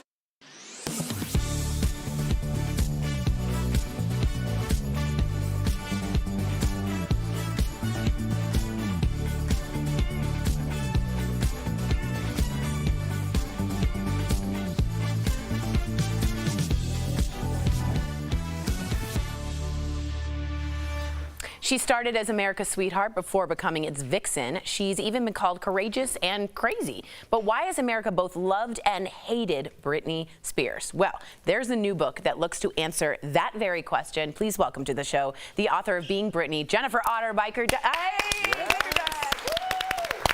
All right, so I'm a Britney fan, so I got to get right to this. Now, as you did your research for this biography, I really am. I'm a big fan. What were like the shocking things that you found out about Britney? Because I'm sure you were pretty well versed going in. I mean, yeah, it's fantastic that you are admitting. Like, one of the things I found out is that a lot of people were embarrassed and had shame about being a fan of Britney, which to me, I was like, really? Like, but it does make sense. And in terms of Britney, I think that is one of the reasons we've rallied so much around her, is because she's both seen as an outsider, even though she's this massive, huge pop figure. I mean, she's one of the best-selling artists of all time. And yet people still see her as this outcast on the perimeters in a lot of ways. So that I found really interesting. And I was surprised to think of her in that way, because I'd never thought of her that way. Something else that really surprised me, and you might think this sounds strange, we came to know Britney as a singer, but I've completely forgotten that she sings. Now, I know that sounds obvious again, but if you think about some of the best Britney songs, like Piece of Me or Work, those songs, she's so produced. And I got to hear a version of her singing You Ought to Know. It's a cover she does of the Alanis Morissette song. There's no fireworks, there's no dancers, it's just Britney. And I was blown away. I'm like, oh my goodness, this girl has a voice. And as much as that may not sound surprising, that's why she got into it in the first place. That's one of the reasons we fell in love with her in the first place. And I think that's something we've really forgotten. Yeah. Great. So you've only met Britney once, back in the 2000s during a meet and greet. So people probably will ask you, how can you create a proper portrait of her without knowing her personally, like one-on-one? That is such a good question. And I think that all of us feel like we know Britney to some degree. And what I mean by that, she's been woven into the material of American culture in so many ways. And the way that I wrote my book is using different things that we know about Britney and the timeline of Britney's life, but showing how Britney both creates and reflects. She's almost a mirror to American culture and values in so many ways. And the deeper I got into it, the more I'm like, okay, well, it starts here with this Britney thing, and then it goes here and it goes here and it goes here. And just as you guys are talking about connecting the dots in your life, I mean, everything that happens over the last 20 years, it's strange. It's like Britney is there in so many different popular culture moments, whether it be what just happened with Roe versus Wade, whether it's PETA, there's just so many things that she has had an impact on. And I don't think that she's given the credit or people really put her in that context. She's become just fodder for you know, like the yellow press in a lot of ways. Absolutely. So Jennifer, I'm going to push back a little bit because we have this conversation about everybody who writes biographies on this show. And I always question it. So we've never heard the whole story from Britney herself. What do you say to the people who think that you're cashing in on Britney by writing this? Oh, honey, let me tell you, if you knew how much a writer made, I don't think you'd be asking me that question.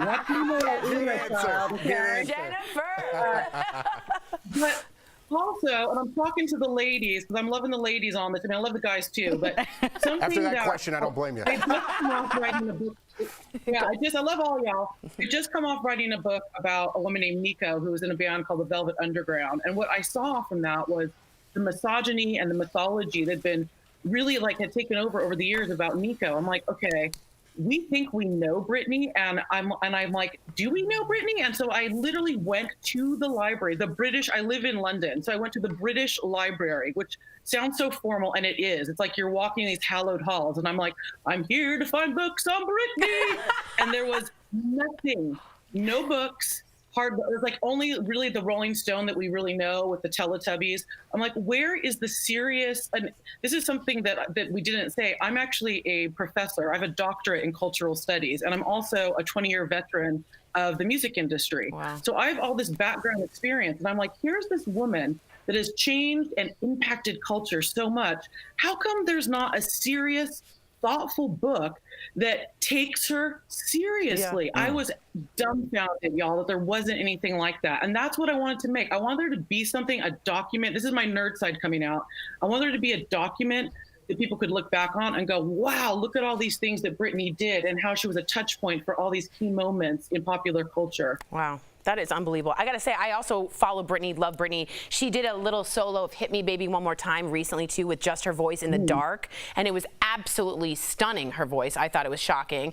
I think this is a vacuum that no one's got to, and you got there first. I also think she really has an enormous amount to say about America and their impact on pop culture, both in her singing and her conservatorship. Sorry, I'm really excited to read it. Being Britney, we have it right here. You're going to get coffee sometime. Yes. You're going to get coffee sometime. Absolutely. I really do think she's completely misunderstood. I can't wait to read this. Anywhere books are sold. Jennifer, thank you so much for joining DBL today and for giving some respect on a name I think that should be given. We'll be right back. Thank you. Thanks. Thank you so much. Thank you. It's important. Following the Chinese Civil War in 1949, communists forced out the ruling Nationalist Party and established the People's Republic of China. Chinese nationalists fled the mainland and set up an anti-communist stronghold dubbed the Republic of China in Taiwan. To this day, Taiwan maintains its own military and political system, but the People's Republic of China in Beijing claims it as part of its territory. During the Cold War, Taiwan was a U.S. ally in the fight against communist regimes. But that all changed in 1979 when the U.S. formally began diplomatic relations with Beijing. Since then, official U.S. policy has been the One China policy, recognizing the People's Republic of China as the sole Chinese state. Any official statements or actions that imply China and Taiwan are two separate countries could escalate tensions on the international stage. Could inflation kill the ice cream truck? Let's connect the dots. Nothing says summer like hearing that cheerful tune coming down the street. But according to the New York Times, inflation is taking a big bite out of ice cream truck profits. Although fuel prices are falling, diesel gas for trucks still well above $5 here in North Carolina. Compare that to about $3.13 a year ago. But there's more than just high gas prices. Vanilla ice cream and a box of sprinkles cost nearly double what it did a year ago. And inflation isn't the only trend taking a bite out of profits. Changing tastes are also taking a toll. People looking for a convenient sweet treat can now turn to food delivery apps. All this adds up to ice cream trucks disappearing faster than a snow cone in summer. And that is connecting the dots. Are you skeptical of headlines and what you see on social media? We are too. The Verify newsletter answers your questions, clarifies what's true and false, and even includes a daily fun fact. Go to verifythis.com/email to check it out. Happy Thursday. We've got your deals. They're coming in hot, hot, hot, hot. Those get those phones out to scan your QR code right on the screen and get to shopping. Sweet, sweet. You forgot to. Steph, what do you have for us today? Hi, Tori. Hello, DBL Nation. I am so excited to show you the deals today, and there are some things here that you're going to love, so let's get started. First up, my favorite, we all know I love beauty products, and we've got EVO Beauty 5-piece makeup set with primer, concealer, and a gloss trio. Ooh. I know, so this deal includes 3 lip glosses, 1 primer and 1 concealer, and these lip glosses come in 3 different shades. Look, you can have a look here. Oh, they're lovely. So you can use the Perfect. Do you get what I did there? Oh, with the pores. Primer to soothe your skin while minimizing your pores and redness, and it helps keep your makeup on all day so you're not constantly reapplying. And the hydrating concealer can be used to correct contour and highlight. Now, this bundle here is usually $74, Whoa. but we've got it for just $24. That's what I'm talking about. Now, that is saving you 68%, and we all know makeup prices are very expensive for quality brands. And so to say you're going to get a concealer, a primer, and 3 beautiful, I love these shades because they're neutral, they're going to match with everything.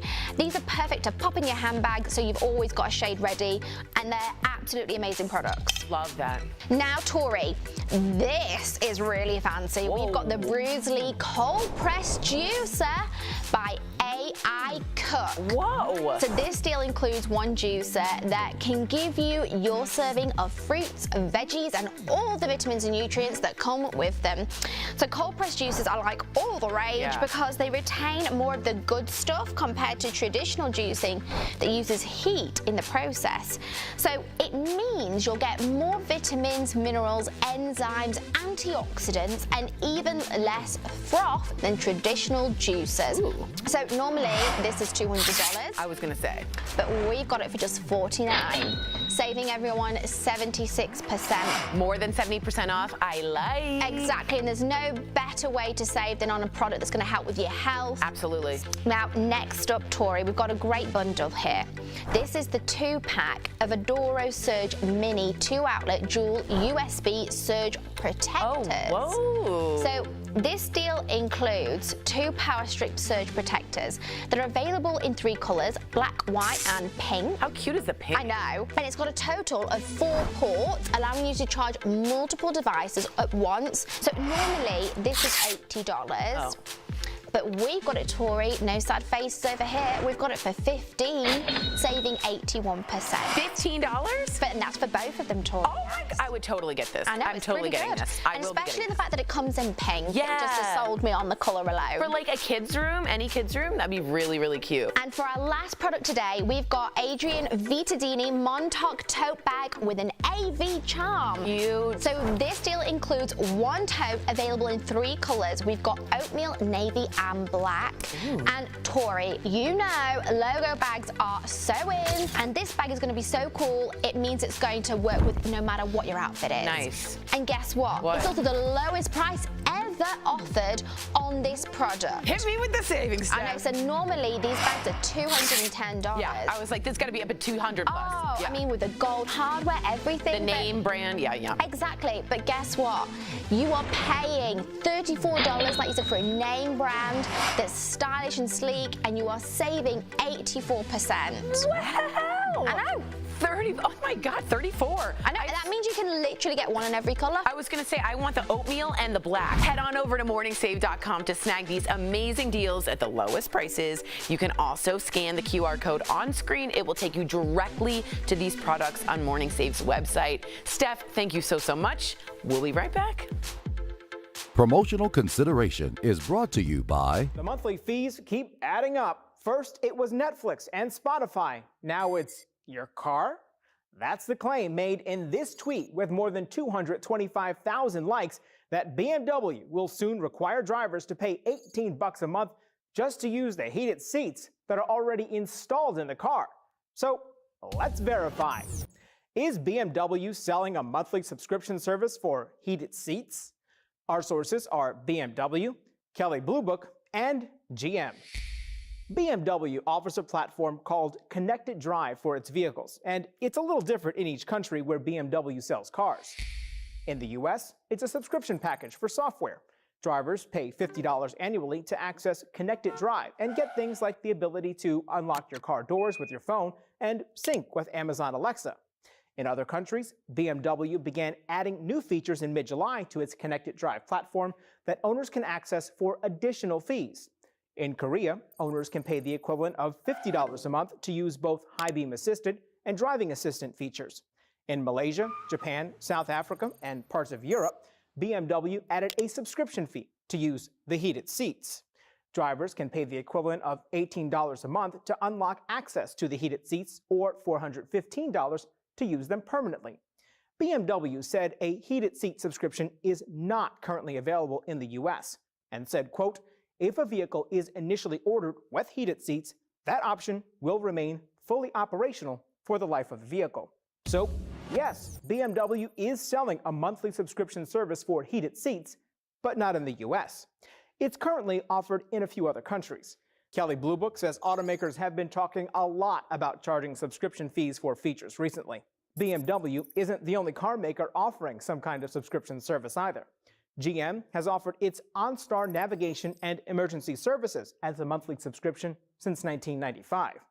GM told investors that it earns $2 billion a year in subscriptions and expects that will jump to $25 billion by 2030. Tesla also has multiple subscription options for added features. With your Verify, I'm Brandon Lewis.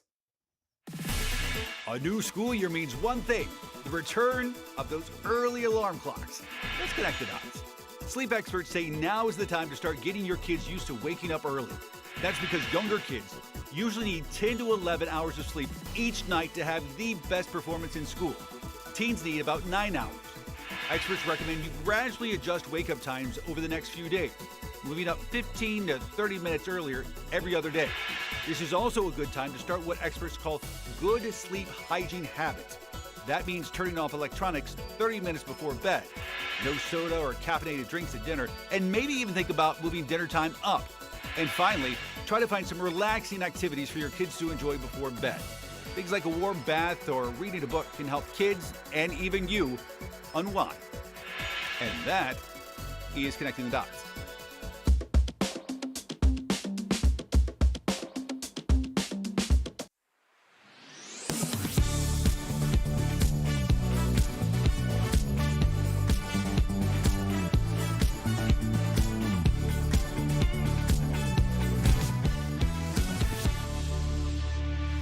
DBL is new. Oh, I just started reading the prompter and it said DBL is new every day. What is your favorite Britney song around the horn?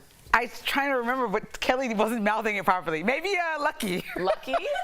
You gotta go Toxic. I'm just gonna leave it on Lucky because I don't know if that's a song. It is. It is, Al. We'll see you tomorrow. Jeff took mine.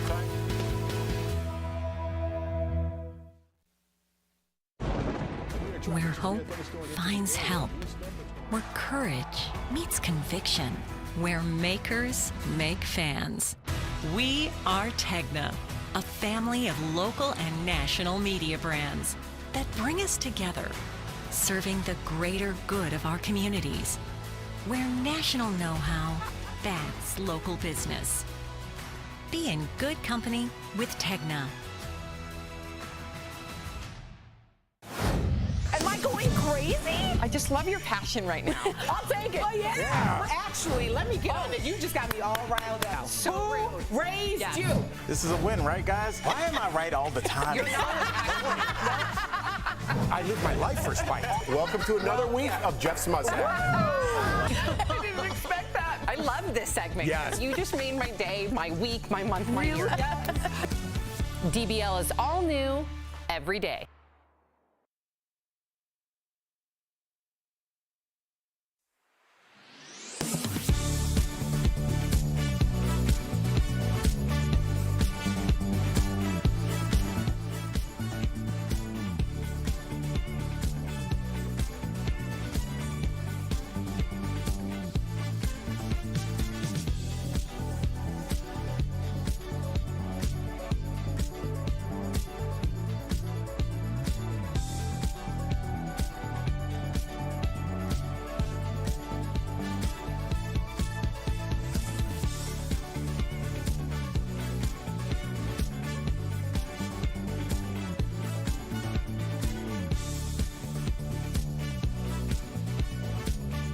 Here's what we're talking about today on Daily Blast Live. Sandy Hook conspiracy theorist Alex Jones gets confronted with texts from his own phone during trial. My lawyer sent it to you, but I'm hiding it. Okay. Was he just caught in a major lie? After 57 years, Days of Our Lives is moving to streaming only. Will you follow your favorite shows that are making the switch? The queen of YouTube, GloZell Green, will be here live. And the compelling story of Britney Spears, from Girl Next Door to being trapped by fame. The author of Being Britney is here live, revealing the truth about the pop star's life. Oh my gosh. Are you insane? This is a sham. No. Nope. Y'all, just stop. Finally here. Drum roll. Welcome to DBL. We're so grateful you're joining us. I am Tori. I'm in for Sam today. We got Lindsay, we got Jeff, we got Al, and we got some really great stories. Everyone got a personal introduction. Yes. Sagittarius, Cancer, Leo. All right, step too far. Mine's wrong. Okay, Gemini. Yeah, there you go. Yeah, that was impressive. Thank you. Very impressive. Thank you. All right. Well, the big story I'm sure you guys have seen is that Brittany Griner was sentenced today to 9 years in a Russian prison. The judge found the WNBA star guilty of an attempt to smuggle drugs into the country. That's after she was caught with cannabis vape cartridges at a Russian airport. Finally, we got to hear from Brittany herself. Here's some of what Brittany said in court. They taught me my parents taught me two important things. One, take ownership for your responsibilities, and two, to work hard for everything that you have. That's why I pled guilty to my charges. I made an honest mistake, and I hope that in your ruling that it doesn't end my life here. All right, so we have to ask, what do you guys think of the sentence and Brittany's chances of being freed? Now, Lindsay, I wanted to ask you, because I know that Putin has to save face, right? So they needed that guilty verdict. They need to sentence her, and then the prisoner swap can occur. What do you think about this whole thing? I know it still bothers me that we're trading a terrorist or someone who sold weapons to kill civilians. Absolutely. For Brittany Griner, a two-time U.S. gold medalist who not only represented Russia so well in the sport of basketball, but also America and in other endeavors as well. So it's just unfortunate. But to see her face giving that somewhat of a speech behind bars was unfortunate, because this is someone who brought such a minuscule amount of cannabis oil, which she allegedly said was used for medical reasons because she's playing the sport that she loves, which we know that that's a real reason why you would use something like that. To know that she's getting 9.5 years for that crime is ridiculous. But I just want her to see her come home safe. I think it's been since February, months and months, that we've been not knowing what's going on with her. So to have a verdict and know that we can move forward, to me, is ideal. Right. Al, what do you think? You know, I was looking at her speaking through those bars, and Jeff, you've been overseas way more than I have, and I've been overseas a lot. Yeah. And I know that I've done plenty of things where that could have been me, You know, you think it's all about like having fun with your buddies, and it's almost just like it looks just like America. You know, something happens, you get it from one phone call and everything. And it's not. And it's not. Yeah. And Jeff, you can speak to this better than I, but like I just hope, you know, if they're grandparents watching or young folks watching, going overseas, have fun, but understand you're not at home, buddy. Yeah. And that's not a shot against Britney. That's more like looking at myself and saying that could have been me 50 times over. A gazillion so, times, I mean, right. you know, you've been overseas a ton. Well, people don't appreciate the freedoms we have here in America despite all of our problems. We have the right to due process. We have the right to fight this, right? They don't in Russia. They do whatever they want, and I can't help but think they gave her those 9 years because they want to make it somehow in their mind seem like, well, we're giving you a prisoner that has 9 years, and they kind of up that sentence to make the trade a little more palatable. I think so. You're right. Putin wants to save face on that. I agree. All right, I got to move to a story from a different courtroom, this time in the U.S. A couple of parents from Sandy Hook are suing Alex Jones. They're seeking $150 million in damages after Alex claimed 4 years that the school massacre that left 26 people dead, including 6-year-olds, was a hoax. Well, there was some major courtroom drama after lawyers for the parents revealed Alex's lawyer had made a major mistake. Take a look. They sent me an entire digital copy of your entire cell phone with every text message you've sent for the past 2 years. And that is how I know you lied to me when you said you didn't have text messages about Sandy Hook. Did you know that? I told you the truth. This is your Perry Mason moment. I gave them my phone. So the drama doesn't stop with that. Over the past few days, the judge warned Alex about lying continuously on the stand. Take a look at this video. You're already under oath to tell the truth. You've already violated that oath twice today in just those 2 examples. It seems absurd to instruct you again that you must tell the truth while you testify, yet here I am. You must tell the truth while you testify. This is not your show. That's the headline. This is not your show. And check out the incident when the judge confronted Alex for maybe chewing gum in the courtroom. Spit your gum out, Mr. Jones. It's not gum. What is it? Because you're not allowed food or gum of any kind in the courtroom. I had my tooth pulled a week and a half ago, and I had some gauze in there earlier, and it's been causing me to have some pain. So you're chewing on your gauze? Would you like me to show you? No, I just want you to answer my question. No, I was massaging the hole in my mouth with my tongue. Right here. I don't want to see the inside of your mouth. Oh no, there's no gum. Hole.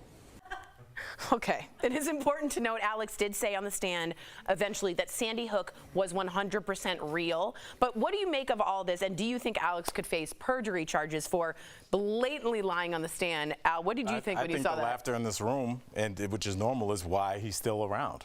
I think he makes himself look like a buffoon so he can have these just horrifically inhumane takes. What he did, I mean, if you made a joke, God forbid, one of my children's funerals, just in the room, what would happen to you saying, I don't think Al really even had a son? There would be some furniture would be moving. But the fact that he says it on the internet and he acts goofy, people are laughing, it's all good. He's making $1 million a day off of these dead kids' backs. I hope that they light him up, and I want them to take $250 million from him, because we need to show people that it's not profitable to make up things about dead children or anything in general. If you lie because you clearly have no scruples, then we have to go to your pocketbook because you have no shame. So that's fine. If you don't have any shame, that makes it easier for us as the people. We'll just go to court.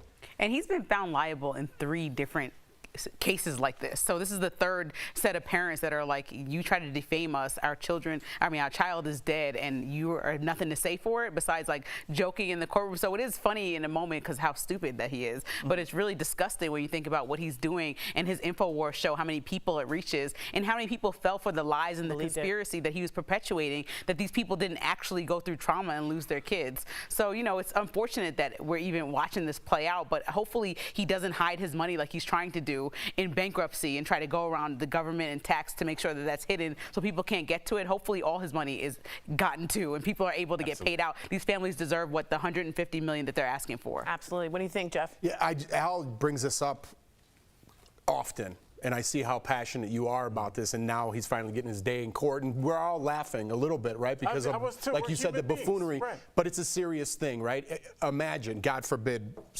like you said, we all know what I'm about to say, and then someone making money off of that on the podcast saying, that never happened, and that's your family that's busted up. That's your child that you'll never see again.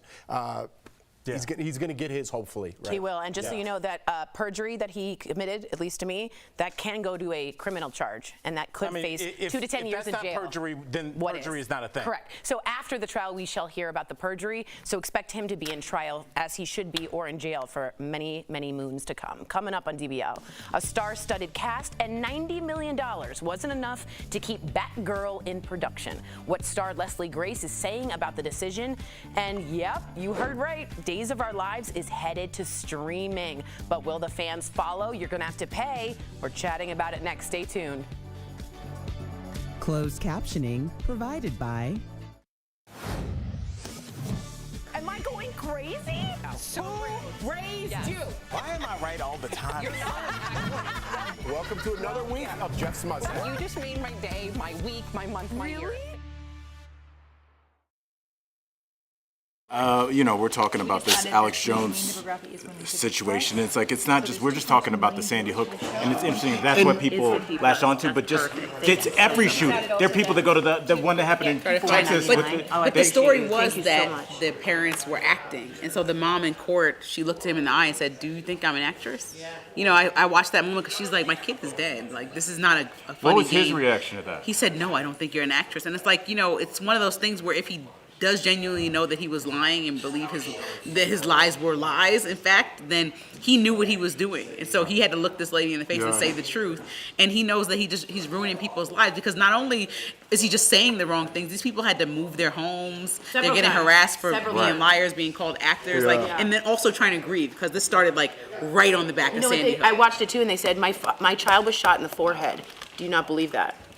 And I wanted almost, and this sounds pretty graphic, I wanted to see the autopsy photo so that he had to see that. That's what his people want, because they go, oh, you look here, it's in black and white. They haven't done autopsy photos like that in 3 years. This is clearly fake. Simultaneously, as the case was going on, he had a guest co-host on his show filling in on InfoWars saying, and look, this is all scripted in the courtroom. This is all like simultaneously while the proceedings were happening. He had somebody filling in on his show. So he's still going on and on. Yeah, he's still going. It's so fair. You know the truth, the best defense in defamation, the truth. That's the best defense you can have. The truth is those kids and those people were shot. He doesn't stand a chance. The problem is, do you think he'll get perjury, and do you think he'll face prison time for what he did? Let me ask you that, dude. What do you think? Yes! So if you didn't catch it... How many people, like seriously, how many people get time for perjury? Very few. Yeah, But it was pretty clear on the stand. He said, I don't have text messages from it. Then they showed the text messages that his lawyer mistakenly And sent 2 to years the opposing worth. legal team. 2 years worth. Yeah, and it was right there. He called it. It's your Perry Mason moment. 20 seconds. Right.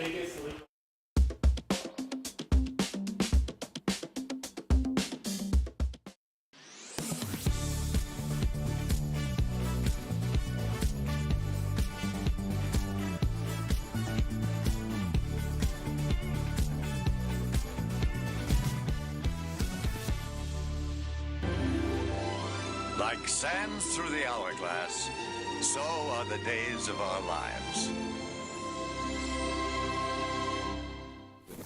Welcome back. Okay, that was, of course, the iconic opening. I like you went for it. Thank you for the experience of the long-running daytime soap opera Days of Our Lives that first aired in 1965. I know you guys love this show. I read your comments about it. And like sands through the hourglass, the show is making a major move. After 57 years, the show is leaving the airwaves and is moving to Peacock. That's NBC's streaming platform. It's not the only show making the move. We have Dancing with the Stars. It won't air on ABC next, but instead will stream on Disney+. This, to me, is a major disruption in people's lives. We want to know what you think. If your favorite show, especially a soap opera, moved to a paid streaming service, would you follow? Go to dblvote.com to weigh in. Jeffrey, you were on a soap opera. Start in there. Yeah. Right? Yeah, I was actually going to make a joke and be like, oh, I wonder if we're going to film in the same studio. It's not even the right show. So good thing I had to Google myself and be like, wrong show. Wrong show. But anyways, listen, I get it. I get people tune in. I get people old school. They want the remote. They want to just press it and their show's on, right? But I think we could start shifting people into that online platform. And the reason I say that is because I have a 3- and a 5-year-old, right? And older people aren't incompetent by any means. All you have to do is press and be like, Days of Our Lives, and it'll pop up on your screen, right? And how about this? If you go, Grandma, not only that, for Christmas, I bought you a great subscription for the whole year. You like season 57 of Days of Our Lives? How about you go back and watch season 1? You can watch all day, Graham, and fill in your time with Days of Our Lives. Look, as somebody who regularly hangs out with my grandma and watches Bold and the Beautiful from time to time when I'm in New York. You mean all the time? Yeah, all the time when I'm in New York. She turns on the TV and records the program like the TiVo days. There's no moving past that. You know, Right. I feel like there's a certain, I don't know what the age range is that watches Days of Our Lives. I will tell you. Okay, you have the audience. Days of Our Lives, let me tell you, there's 2.247 million viewers. 1.2 million of that is 50+ women. All right, so my parents don't even have Apple TV that I bought them set up properly after 4 years. I'm expecting that they won't have Peacock situated enough to watch Days of Our Lives. Wow, you're putting down our I'm not putting them down. They just like TV. I get what you're saying, and here's Lindsay. As you were talking, I had a thought. I was like, because I think you're right. There is a tradition, and there's like, you know, with everything. Even when you're going to watch a football game, there's like a way you do it. You go get your favorite mug, you get out of the freezer. You know, you kind of get ready to do your thing. I think with this, Lindsay, next time you're home, you have to set up some new traditions. Well, Grandma, be like, are you joking? They set up some the like routine, new streaming. The routine for these people is what makes them comfortable. It comes on every day. The same scenes happen. The same amnesia happens. You want them to go to Peacock? Yeah, That's $4.99. They don't. My mom doesn't know how to go and use a light in the bathroom. This is absolutely absurd. It's $4.99 a month. These people have already started writing in, and they're like, I'm angry and I'm not following. What if you get logged out? God forbid. How would you log back in?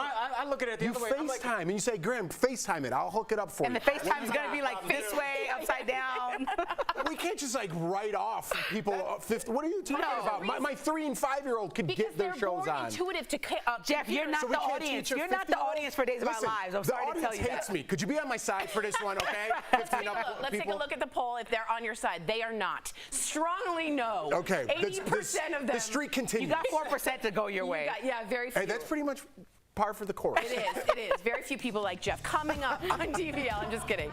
GloZell Green is here. Look at that lipstick. I can't stand it. We're chatting with the queen of YouTube in under 2 minutes. Stay with us. Following the Chinese Civil War in 1949, communists forced out the ruling Nationalist Party and established the People's Republic of China. Chinese nationalists fled the mainland and set up an anti-communist stronghold dubbed the Republic of China in Taiwan. To this day, Taiwan maintains its own military and political system, but the People's Republic of China in Beijing claims it as part of its territory. During the Cold War, Taiwan was a U.S. ally in the fight against communist regimes. But that all changed in 1979 when the U.S. formally began diplomatic relations with Beijing. Since then, official U.S. policy has been the One China policy, recognizing the People's Republic of China as the sole Chinese state. Any official statements or actions that imply China and Taiwan are two separate countries could escalate tensions on the international stage. Could inflation kill the ice cream truck? Let's connect the dots. Nothing says summer like hearing that cheerful tune coming down the street. But according to the New York Times, inflation is taking a big bite out of ice cream truck profits. Although fuel prices are falling, diesel gas for trucks still well above $5 here in North Carolina. Compare that to about $3.13 a year ago. But there's more than just high gas prices. Vanilla ice cream and a box of sprinkles cost nearly double what it did a year ago. And inflation isn't the only trend taking a bite out of profits. Changing tastes are also taking a toll. People looking for a convenient sweet treat can now turn to food delivery apps. All this adds up to ice cream trucks disappearing faster than a snow cone in summer. And that is connecting the dots. Are you skeptical of headlines and what you see on social media? We are too. The Verify newsletter answers your questions, clarifies what's true and false, and even includes a daily fun fact. Go to verifythis.com/. Okay. I'm on my way to meet Peter at the park. Well, he don't know I'm gonna be there. He's always at the park. So I hope he like my new look. I'm gonna tell him I've been taking like yoga or Pilates.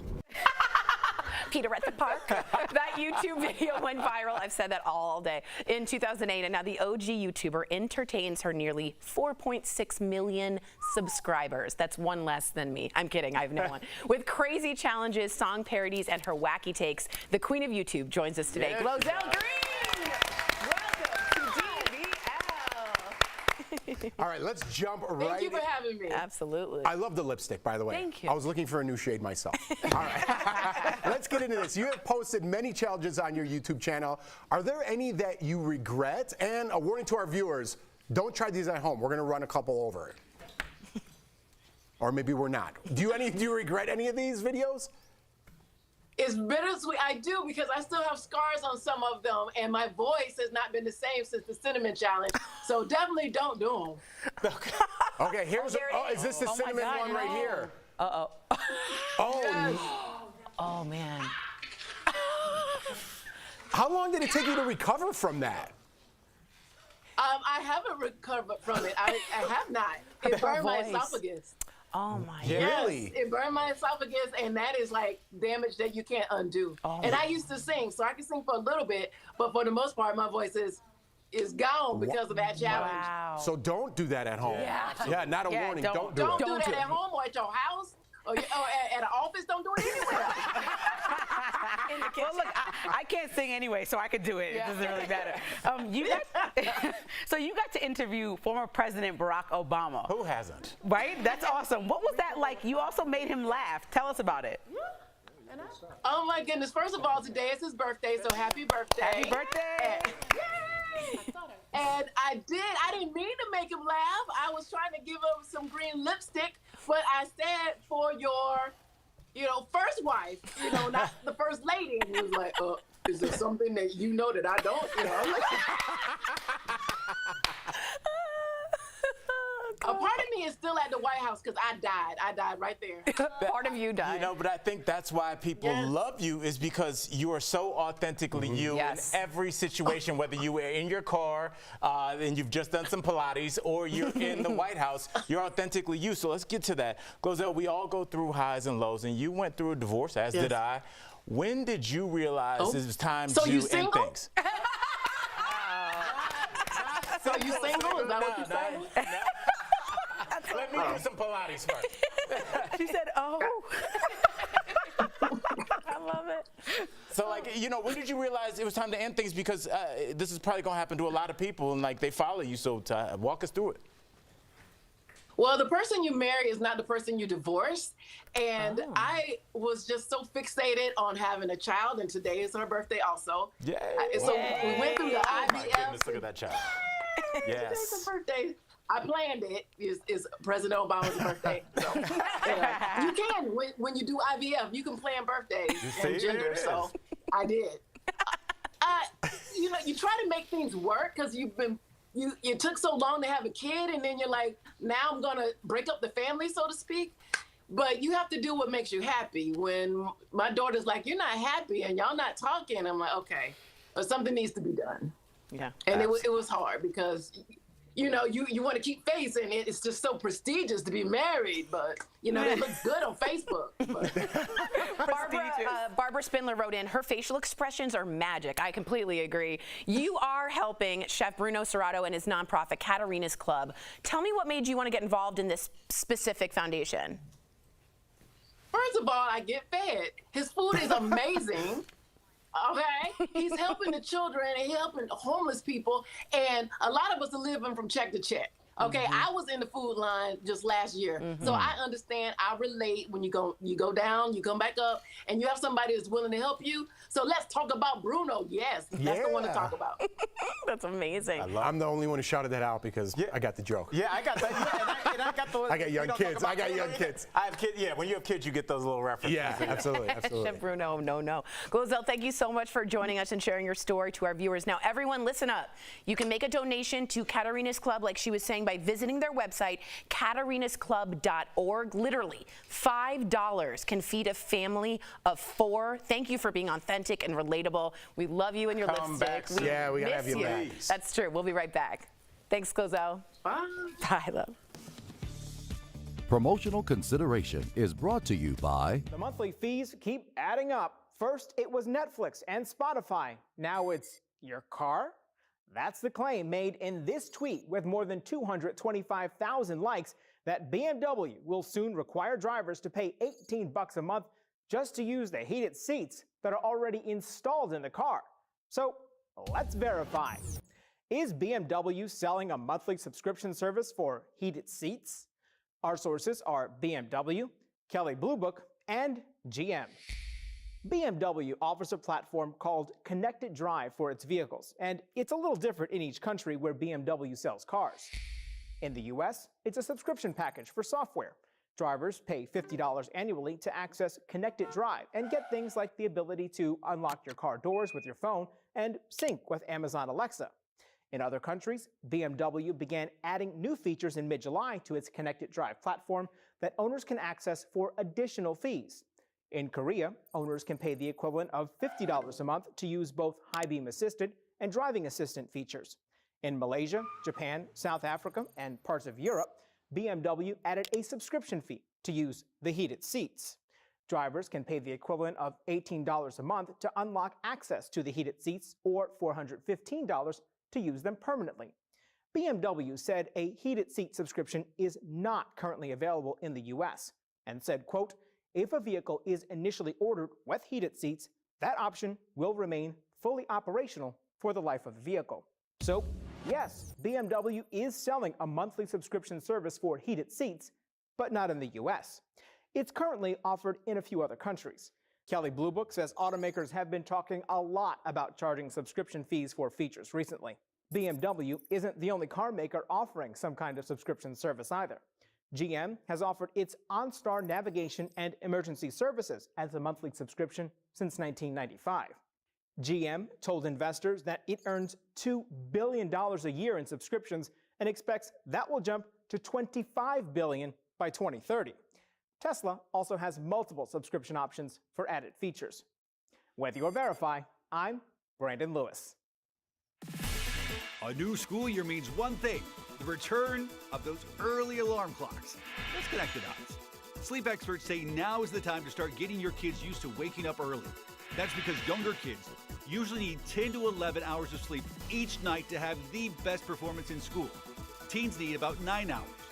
Experts recommend you gradually adjust wake-up times over the next few days, moving up 15 to 30 minutes earlier every other day. This is also a good time to start what experts call good sleep hygiene habits. That means turning off electronics 30 minutes before bed, no soda or caffeinated drinks at dinner, and maybe even think about moving dinner time up. And finally, try to find some relaxing activities for your kids to enjoy before bed. Things like a warm bath or reading a book can help kids and even you unwind. And that is Connecting the Dots.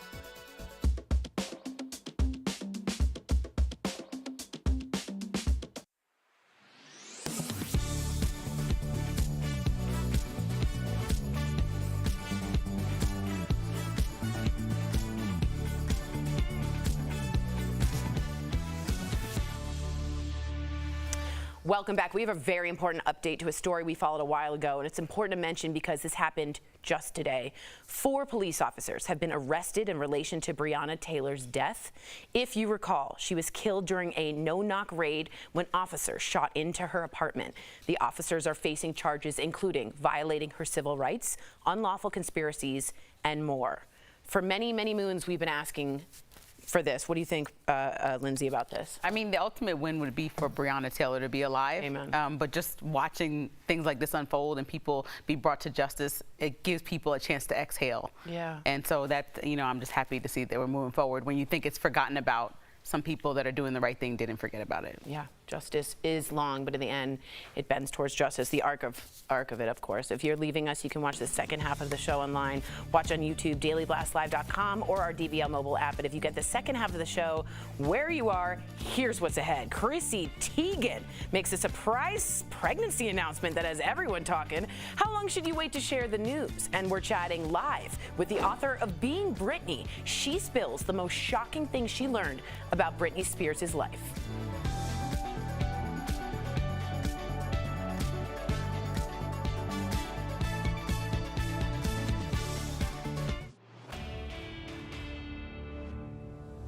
San Francisco, New York City, and New York State have all issued emergency declarations in response to monkeypox as they try to contain local outbreaks. And there are reports that the Biden administration may issue what's called a public health emergency declaration at the federal level. So, what would that do? Let's verify. We spoke with James Hodge, a health law professor from Arizona State University, Megan McGinty, an epidemic and disaster response expert from Johns Hopkins University, and we looked at information from the Administration for Strategic Preparedness and Response. A public health emergency declaration is made by the Secretary of Health and Human Services, Xavier Becerra in this case. It would allow HHS to instantaneously do some things that it can't presently do quickly. It enables Becerra to hire people, make grants, enter contracts, waive certain requirements, and access additional funds. Usually during emergency declarations, like with opioids or things we've seen in the past, there actually would be a freestanding fund ready to be used for devoting to these purposes. We've been working to refill that fund post-COVID, and to my knowledge, to date, it's not yet been refilled. In fact, Congress has been reticent to do it. Now, monkeypox may change its mind very quickly, but the sheer fact is the funds that normally would be there to the tune of millions of dollars simply may not be at this point in time. It can also allow states and local jurisdictions to purchase general supplies at reduced cost. McGinty says there's also a symbolic value. The act of making an emergency declaration calls attention to a problem and says this is of significance that we as a country need to be paying attention to this. With your Verify, I'm Evan Kozloff.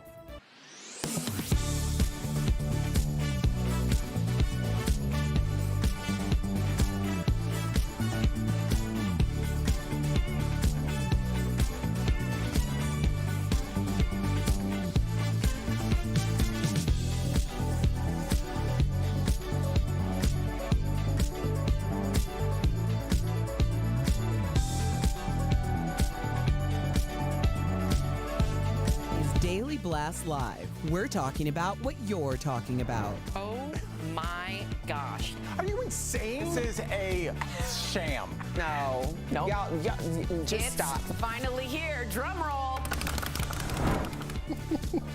Welcome to Daily Blast Live. We're so grateful you're watching with us. I'm Tori. I'm in for Sam today. I like when they watch by day by day. What? Day by day. Oh. Earlier I made a tap on a quote that's really beautiful. The arc of the moral universe is long, but it bends towards justice. I just simply said justice, the arc, justice. So I'm very sorry. Of course. And I got killed in the commercial break. So I appreciate you. Tune into Al's Instagram to find out the behind-the-scenes stories. I'm really embarrassed. Like, really. Okay. The star of the new Batgirl movie is speaking out about Warner Brothers pulling the plug on the film. It cost between $70 and $90 million, making it the most expensive movie never to see the light of day. Actress Leslie Grace shared some pics of her as Batgirl on Instagram, saying she was proud of the hard work from the cast and crew. She thanked fans for their love and belief in her. She shared some behind-the-scenes footage that Warner Brothers announced when the film would no longer hit theaters or stream on HBO Max as planned. It was reported test screenings of the film were so bad, the studio decided to cut their losses, again, 70 to 90 million, and cancel the film's release. The film had some star power. Michael Keaton was going to be reviving his role as Batman, and Brendan Fraser, who's having an awesome comeback, was cast as the movie's villain, Firefly. Who gets rid of a $90 million project? They need to at least send me the director's cut so I can personally have a video that I was Batgirl. Yes. This is like a terrible, terrible loss. But like, I would be devastated. Lindsay, you brought something up. I was thinking about, with them canceling this, did they actually just increase its value? Because now everybody's going to want this on the black market because it's shot it's somewhere. Someone saw it and didn't like it. Somebody wants to see it, you know? I don't know. And then say it's on the black market and everyone loves it. That would be like the biggest joke of all time. Because who cares about, like, sometimes Rotten Tomatoes gets it wrong. wrong. Right. Like sometimes the critics can get it wrong. But it didn't even make it to Rotten Tomatoes. They must know more, because if they go to production, right, and they got to market this, it's going to be $30 to $50 million. That's correct. More. So they got to cut their losses when they can. They could write this off, the $90 million against their income. So it makes sense if it's that bad. I got to be honest with you. I don't know why the reason that it was shut down. The makeup itself didn't look like a $90 million film, right? No, it looked like I'm trying to be the Joker, but in a low-budget film. It looked. I thought that doesn't really look great. This could have been at the end of the day. That's a fight scene, though. That's the end of a fight scene, maybe, right? I don't know. It looks like she's. Do you have a buck? I don't know. Yeah, it really did. It looks a little strange. cheapy to you. And honestly, I go back and forth because I think about this actress, and not only that, but Leslie. Let's just say her name, Leslie Grace. We want her to get her name out exactly, there, right? And everybody that worked or on not. This. Well, I feel so bad. Like, what's wrong? Well, yeah, we want her to get her name out. Her name. What would be the reason we wouldn't? Why? Because you shut down a $90 million movie. That's why. Because she was that bad. You can't put it all on her. I didn't. I just said I don't know, but it's. Here's my thing too. It's called Batwoman. You're the woman. Batgirl. Yeah. I feel like they gotta let the people decide. They have to release the movie. Okay. I think people decided the heck out of this. Wow. Honestly, All right. it's like I'm not even trying to make light of this. I'm just saying in the world, because we even kind of talked about this with the Justin Timberlake thing, with the dancing. Even just that little 15-second clip made the rounds, and if they might have really saved this crew like really a huge headache, because if they become a meme, become a running joke for the rest of their career, I don't know. Maybe this will be better because people forget about it. And it's also a franchise. It's not just a one-off, right? It's a franchise that's going to continue to go on for years. It has some legacy behind it that they don't want to ruin. That's true. Well, we have some really exciting news, guys. Chrissy Teigen is expecting another baby. Yay! Yay! Chrissy shared the news on Instagram, showing off her baby bump. She said after and that shoe collection. Yeah, oh, nice. Right. I didn't see that. I was really checking out those shoes. After 1 billion IVF shots in her leg, as you can see the bruising right there, she and husband John Legend are having another baby. Chrissy was apprehensive, of course, to announce the pregnancy until she was certain the baby was healthy, but said it's been hard keeping it in for so long. Chrissy was also open, remember, about suffering a pregnancy loss back in September 2020. She posted these really beautifully sort of terribly sad pics with their son Jack shortly after. I think this is remarkable for rainbow moms, for moms that have suffered, to show that it can have a happy ending. She included that bruise, which is like, it's not all pretty. Can you tell everybody what a rainbow mom is? Yeah, someone who is literally it's a baby that you wish for, hope for, don't know if you can make. When it comes, it's an enormous, beautiful gift. Okay. And I think this is really great representation for a lot of those people. What do you think? You just had a baby. I was going to say, when did you guys decide to announce? Well, that's the thing. I was like 6 months pregnant when I told anybody besides my family. I still didn't know. But I think that's because for me, it was a really personal journey. I didn't care about what people thought about it. I didn't want to hear about all the thoughts that I got once I told people that I was pregnant. I just wanted to enjoy, and I had a very blissful until I couldn't hide it anymore. I was looking a little chubbier than usual. You know, it is what it is. But I think with her, you know, she's such a big figure who was so open about losing a baby. You know, to share again has to open up some painful wounds. And so I'm sure that, you know, it was a tough decision, but it is a really admirable thing that she's being so brave and showing people the bruises in your leg, because people don't understand, like, IVF is tough, IVF is hard, IVF is a commitment and painful, and so to share that this is expensive, and so to share part of that journey, it makes people think, like, you know, just see that she's a real human. Yeah. Because there's a lot of reasons why people love or hate Chrissy Teigen, but at the end of the day, this is just a mom sharing her story. That's right. Jeff, you thought so too? You were nodding. I wanted to give to you. He likes the shoes. We got to get to this next story, but yeah, it's a beautiful thing. I love seeing she came out at the right time. A lot of people look up to her. I love when I see a pregnant woman. I don't know why. I got like such joy because of what I went through. It really changed my life, and I want to like talk to them, but then they're like, get away from me and my baby, you weirdo. You know, but I do. I have that admiration coming up for you, just like genuine curiosity. That's how lovely. It's going. So that's what's up. Oh, well, listen to this. Actress Christina Ricci wants a do-over. Christina told The Hollywood Reporter she'd like to relive the 90s because she made so many mistakes back then. What? She added, quote, people who are like, I have no regrets. What bleeping magic life do you live? Christina was known for playing characters like Wednesday Addams in The Addams Family back in the 90s. She was in Mermaid. She was fantastic in the 90s. Let's talk about regrets, or as someone had on tattoo, no regrets. We're the Millers. Wasn't that funny? What do you guys think? Do you guys live in regrets? What do you do, Al? I don't think that you can regret. I think that you can Because if you go back and you're like, I want to redo high school, right? Where high school is perfect for you. Are you the same person? Right. Do you have the same trajectory? Do you have the same drive? I feel like you got to have a couple incredible moments to show you how good life can be, some humiliating moments or some like personally embarrassing moments to like grow from that. If you just want to be perfect from day one, what's the point of any of this? Yeah, listen, there's a lot of things I would take back, but would I be the same person I am today, right? There's some things that I still get haunted by to this day, but it's like, if I didn't have that, maybe I wouldn't have the same respect or the mindset or what I went through. You gotta, empathy, absolutely. You gotta learn from your mistakes and move forward. That's what makes you a better person. And we're so scared to let our kids fail. We're so scared if somebody fails, we want to throw them away. Let's cancel them. Let's get them out of here. We have to let people fail, learn from their mistakes, and get better from that. I don't know why we're going away from that as a society, but that's how I built my whole life.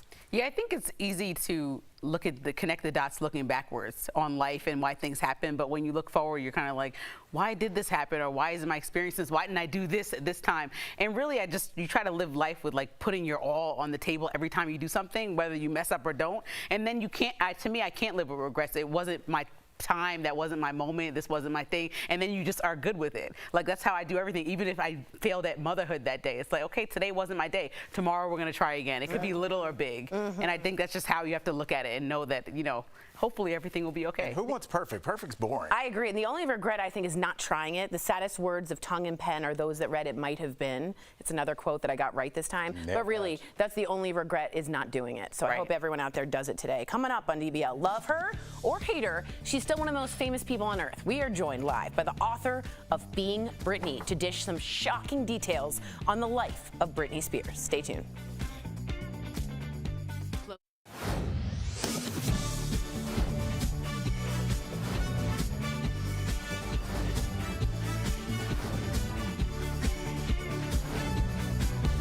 DBL is all new every day. Bickerdike, okay. You know, Brianna outdid you with the communication as far as interview. She hit us up every way. She sent us snail mail. Oh yeah. She called us up. Snail mail. And you only emailed. Oh yeah, I know. Bicker, like a fight. Can you separate it? Jennifer Otter Bickerdike. Will you do bicker then dash? Did you see the interview? Yeah, I'm good. So go back, Al, to that. First question. Oh, we're getting briefed. Sorry. Oh, go ahead. You gotta do the real work. I was trying to get this thing going over here. Well, quickly I wanted to say, Brené Brown always talks about what Tori said about being in the ring. Brené Brown's good, yeah. Yeah, if you can't talk about somebody about how you would have done it, or what if you're not in the ring. Like, if you're not the gladiator, don't say how you would have done it if you've never been in the ring. Exactly. And that's like her. So you could fail. That's cool. Oh, good. But if you've never been in the ring, don't.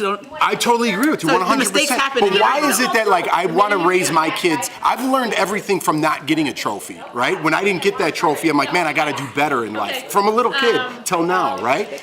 But now we give everybody a trophy, and then if somebody fails at some point in their life, we want to cast them away. It's like, why is the mentality completely different than what I think? Like, my mentality is completely different from society. If we canceled Chrissy Teigen, we wouldn't have just done her story. Because remember, she had that ugly back and forth with the... She was DMing. Right, yeah, the wardrobe styles. Yeah, so it's like, you can't throw people away. Like, no one would be sitting here. These chairs would be spinning. If, but like, people, no, you can't throw them away because they're multi-layered, right? Yes. They're a good mom who's going through her own trauma and trying to share her journey with the world, but also somebody who said something obnoxious and said, I'm sorry for saying that thing, right? That's like a whole human. Yeah, it's complex, and I don't think people want that. I think people want, but people, no gray area, just black and white. And they want to point fingers, right? Because they haven't tried, and they're scared to try, and then they yell at you for trying, and perhaps failing. I don't know. Thank you. You're welcome.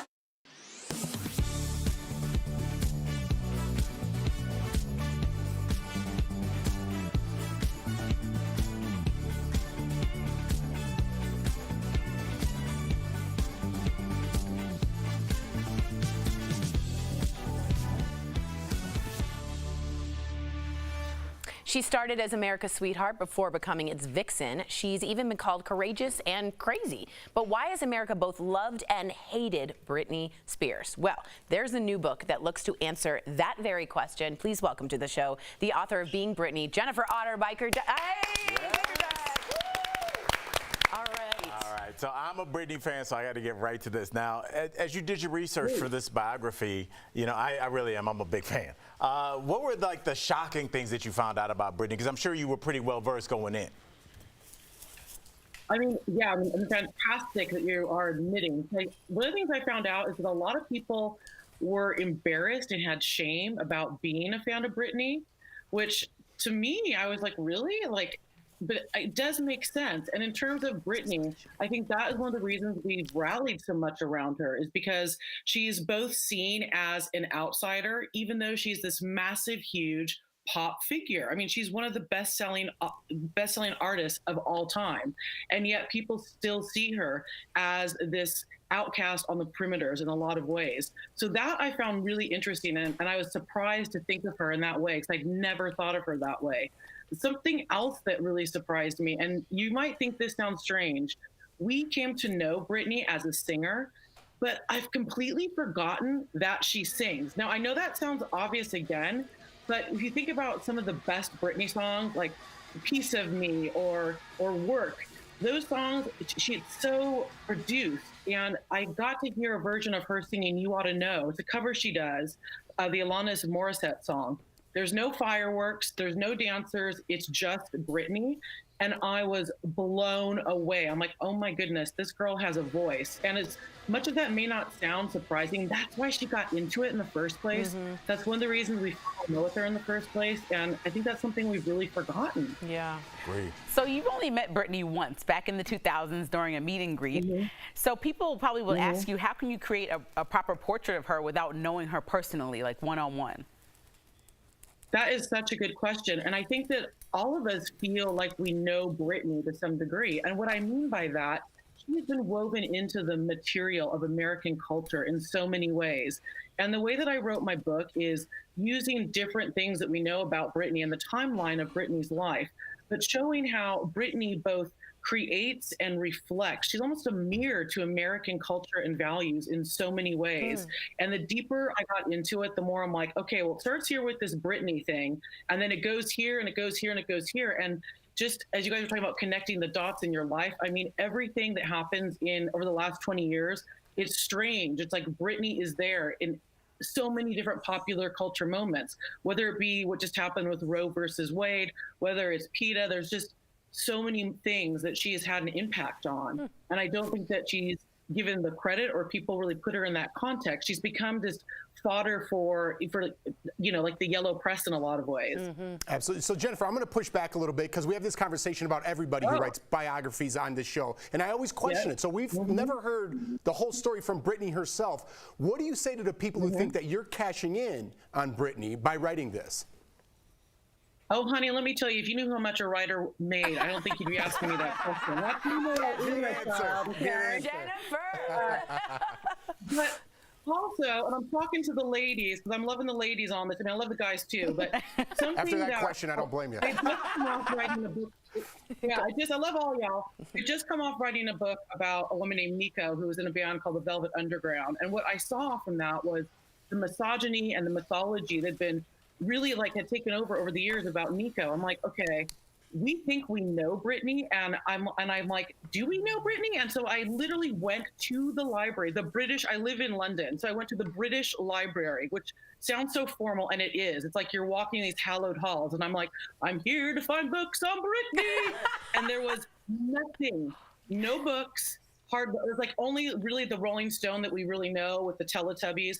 I'm like, where is the serious, and this is something that we didn't say. I'm actually a professor. I have a doctorate in cultural studies, and I'm also a 20-year veteran of the music industry. Wow. So I have all this background experience, and I'm like, here's this woman that has changed and impacted culture so much. How come there's not a serious, thoughtful book that takes her seriously? I was dumbfounded, y'all, that there wasn't anything like that. And that's what I wanted to make. I wanted there to be something, a document. This is my nerd side coming out.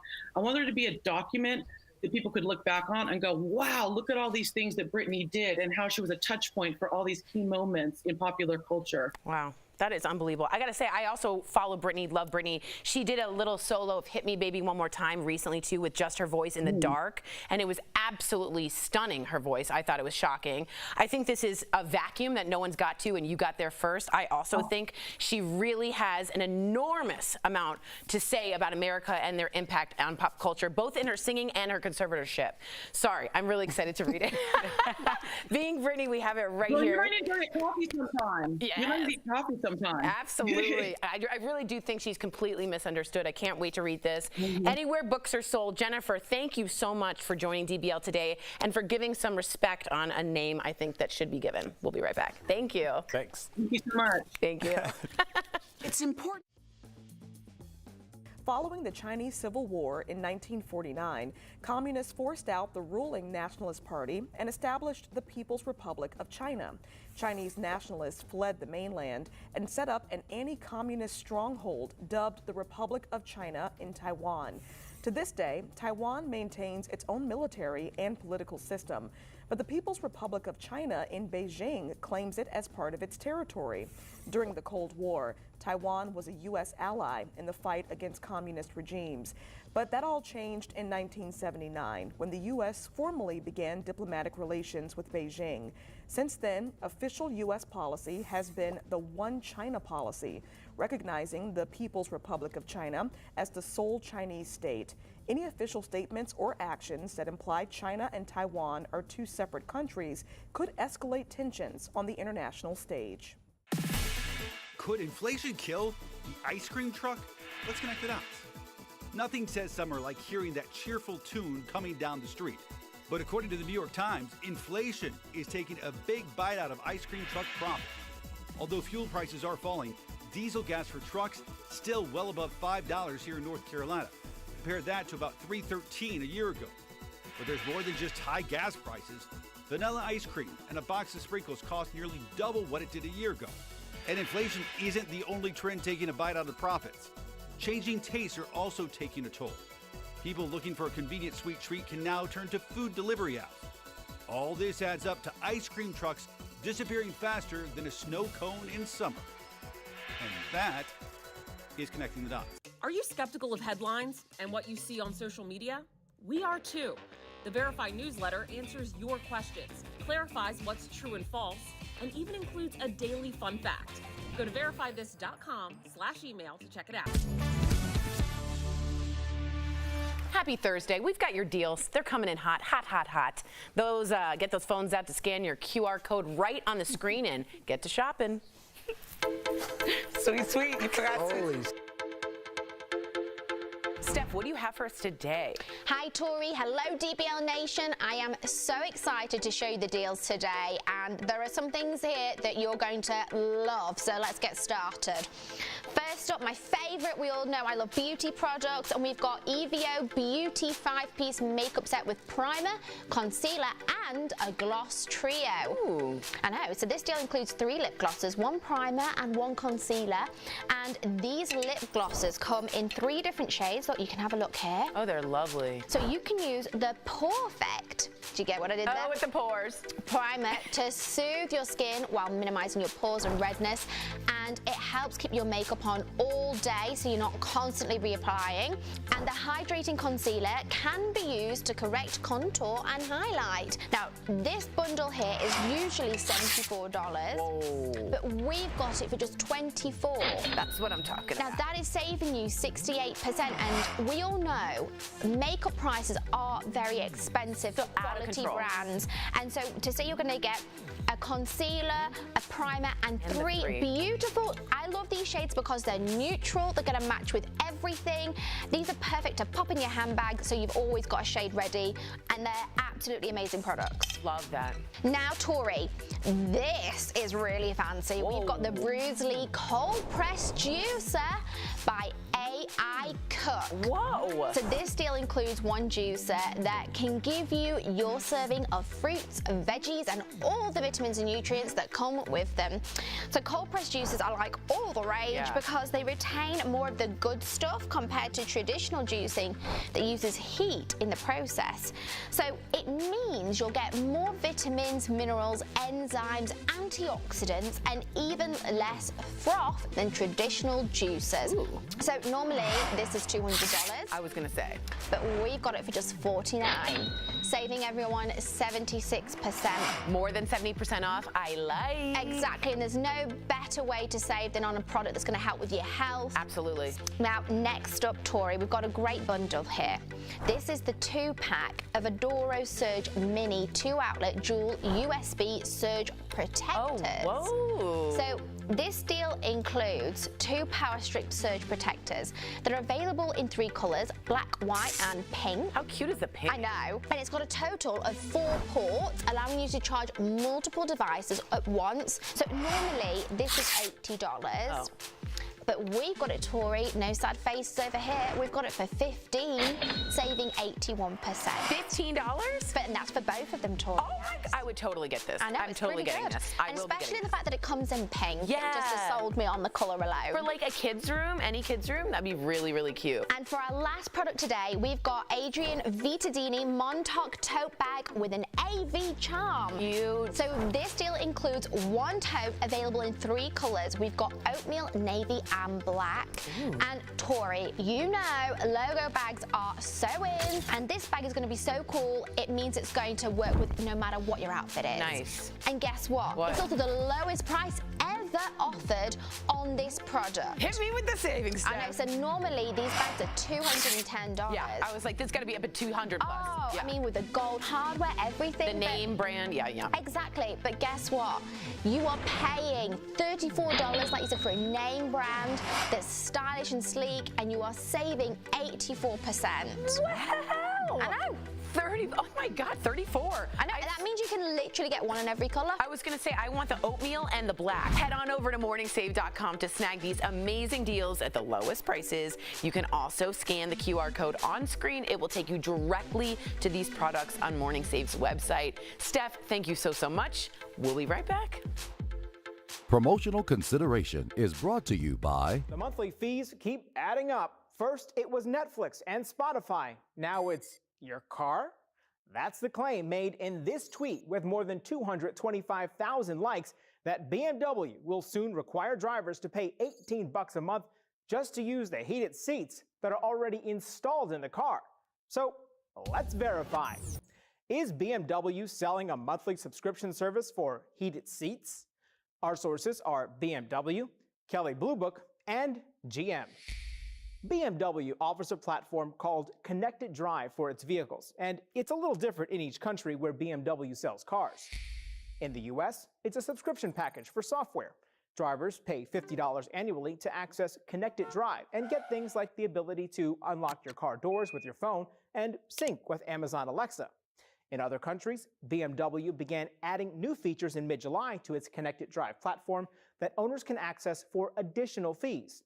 In Korea, owners can pay the equivalent of $50 a month to use both high beam assisted and driving assistant features. In Malaysia, Japan, South Africa, and parts of Europe, BMW added a subscription fee to use the heated seats. Drivers can pay the equivalent of $18 a month to unlock access to the heated seats or $415 to use them permanently. BMW said a heated seat subscription is not currently available in the US and said, quote, if a vehicle is initially ordered with heated seats, that option will remain fully operational for the life of the vehicle. So, yes, BMW is selling a monthly subscription service for heated seats, but not in the US. It's currently offered in a few other countries. Kelley Blue Book says automakers have been talking a lot about charging subscription fees for features recently. BMW isn't the only car maker offering some kind of subscription service either. GM has offered its OnStar navigation and emergency services as a monthly subscription since 1995. GM told investors that it earns $2 billion a year in subscriptions and expects that will jump to $25 billion by 2030. Tesla also has multiple subscription options for added features. With your Verify, I'm Brandon Lewis. A new school year means one thing, the return of those early alarm clocks. Let's connect the dots. Sleep experts say now is the time to start getting your kids used to waking up early. That's because younger kids usually need 10 to 11 hours of sleep each night to have the best performance in school. Teens need about 9 hours. Experts recommend you gradually adjust wake-up times over the next few days, moving up 15 to 30 minutes earlier every other day. This is also a good time to start what experts call good sleep hygiene habits. That means turning off electronics 30 minutes before bed, no soda or caffeinated drinks at dinner, and maybe even think about moving dinner time up. And finally, try to find some relaxing activities for your kids to enjoy before bed. Things like a warm bath or reading a book can help kids and even you unwind. And that is Connecting the Dots.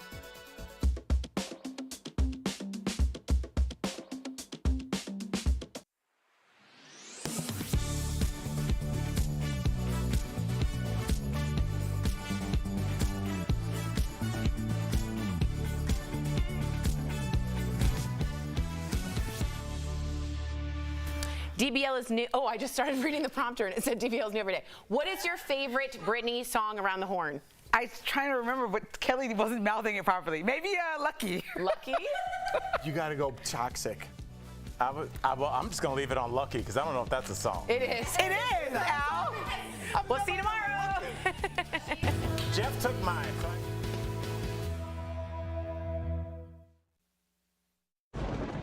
Where hope finds help. Where courage meets conviction. Where makers make fans. We are Tegna, a family of local and national media brands that bring us together, serving the greater good of our communities. Where national know-how backs local business. Be in good company with Tegna. Am I going crazy? I just love your passion right now. I'll take it. Oh, yeah. Actually, let me get on it. You just got me all riled up. So Who raised you? This is a win, right, guys? Why am I right all the time? You're not. I live my life for Spike. Welcome to another week of Jeff's Mustache. I didn't expect that. I love this segment. Yes. You just made my day, my week, my month, my year. DBL is all new every day.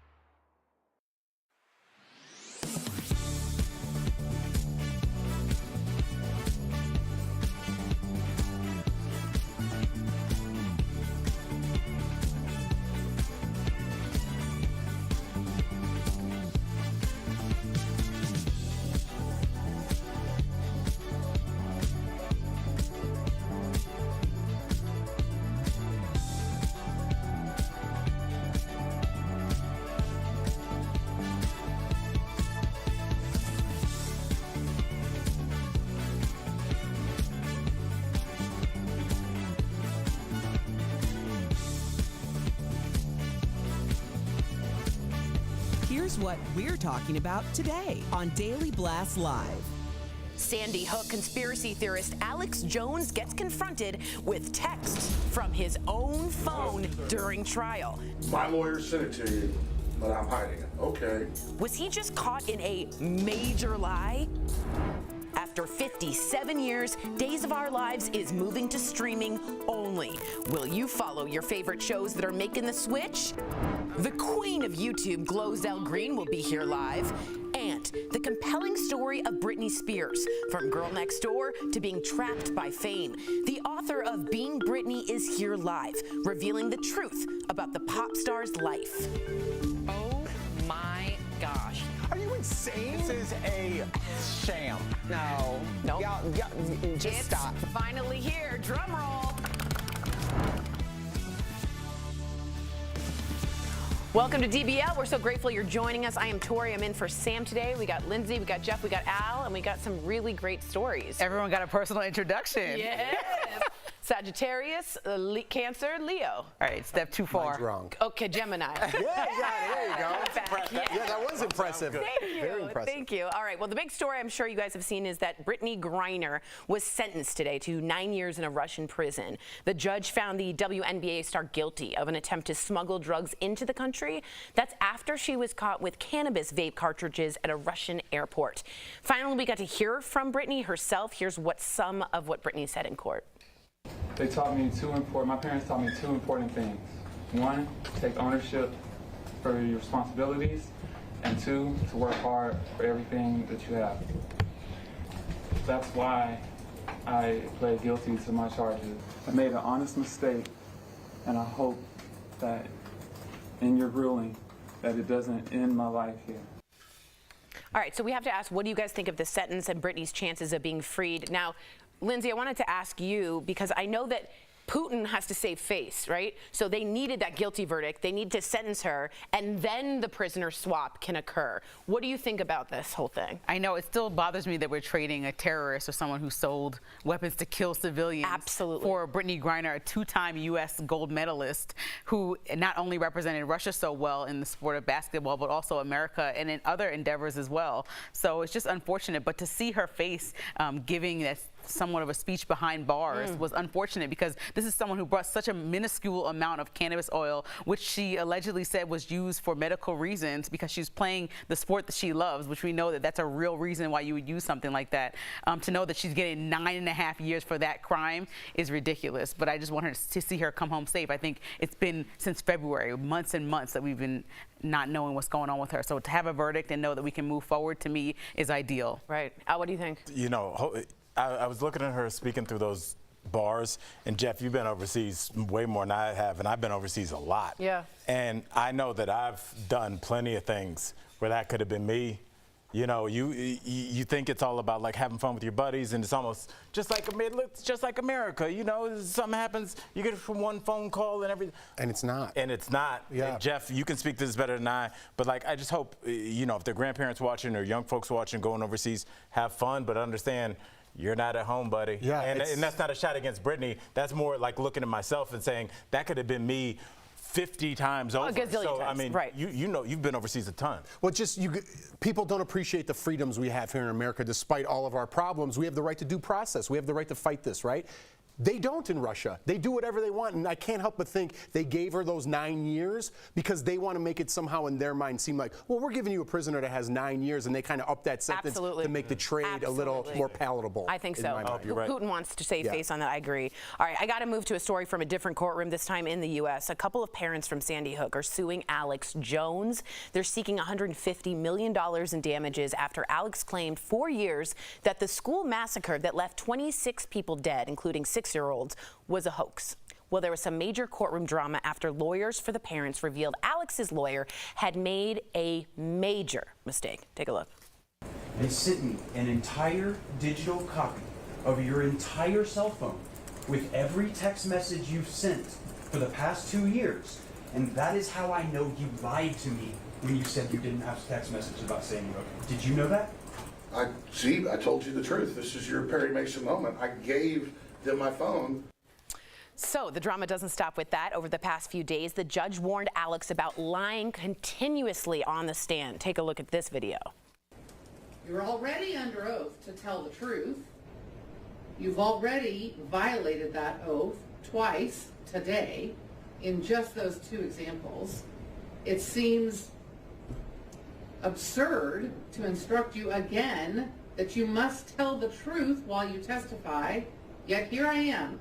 You must tell the truth while you testify. This is not your show. That's the headline. This is not your show. And check out the incident when the judge confronted Alex for maybe chewing gum in the courtroom.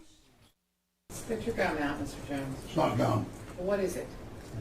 Because you're not allowed food or gum of any kind in the courtroom. I had my tooth pulled a week and a half ago, and I had some gauze in there earlier, and it's been causing me to have some pain. So you're chewing on your gauze? Would you like me to show you?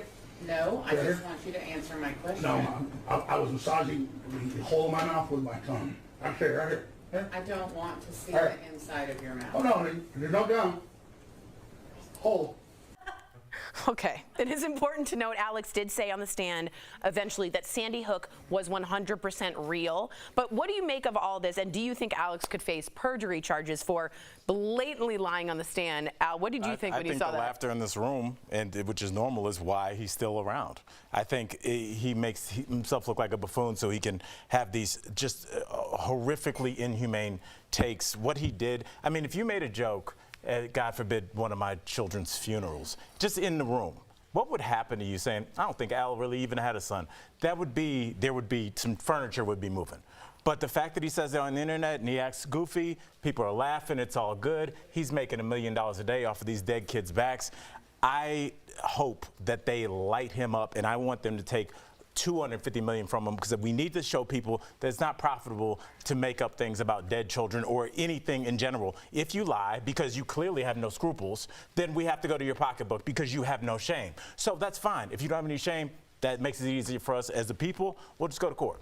And he's been found liable in 3 different cases like this. So this is the 3rd set of parents that are like, you try to defame us, our child is dead, and you are nothing to say for it besides like joking in the courtroom. So it is funny in a moment because how stupid that he is, but it's really disgusting when you think about what he's doing, and his InfoWars show how many people it reaches and how many people fell for the lies and the conspiracy that he was perpetuating, that these people didn't actually go through trauma and lose their kids. So, you know, it's unfortunate that we're even watching this play out, but hopefully he doesn't hide his money like he's trying to do in bankruptcy and try to go around the government and tax to make sure that that's hidden so people can't get to it. Hopefully all his money is gotten to and people are able to get paid out. These families deserve what the $150 million that they're asking for. Absolutely. What do you think, Jeff? Yeah, Al brings this up often, and I see how passionate you are about this, and now he's finally getting his day in court, and we're all laughing a little bit, right? Because of, like you said, the buffoonery, right. But it's a serious thing, right? Imagine, God forbid,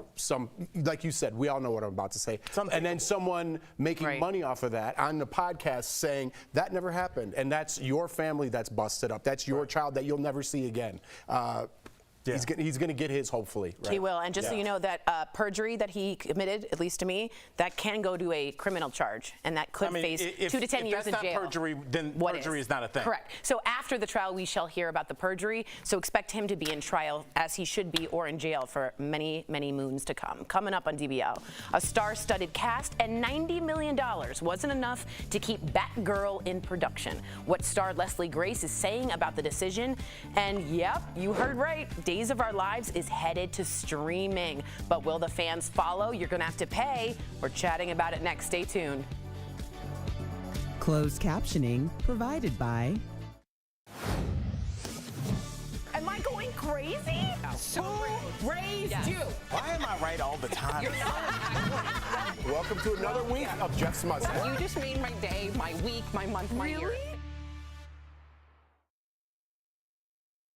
You know, we're talking about this Alex Jones situation. It's like, it's not just, we're just talking about the Sandy Hook, and it's interesting, that's what people latch onto, but just, it's every shooting. There are people that go to the one that happened in Texas. But the story was that the parents were acting, and so the mom in court, she looked him in the eye and said, do you think I'm an actress? Yeah. You know, I watched that moment because she's like, my kid is dead. Like, this is not a funny What was game. his reaction to that? He said, no, I don't think you're an actress. And it's like, you know, it's one of those things where if he does genuinely know that he was lying and believe that his lies were lies, in fact, then he knew what he was doing. And so he had to look this lady in the face and say the truth.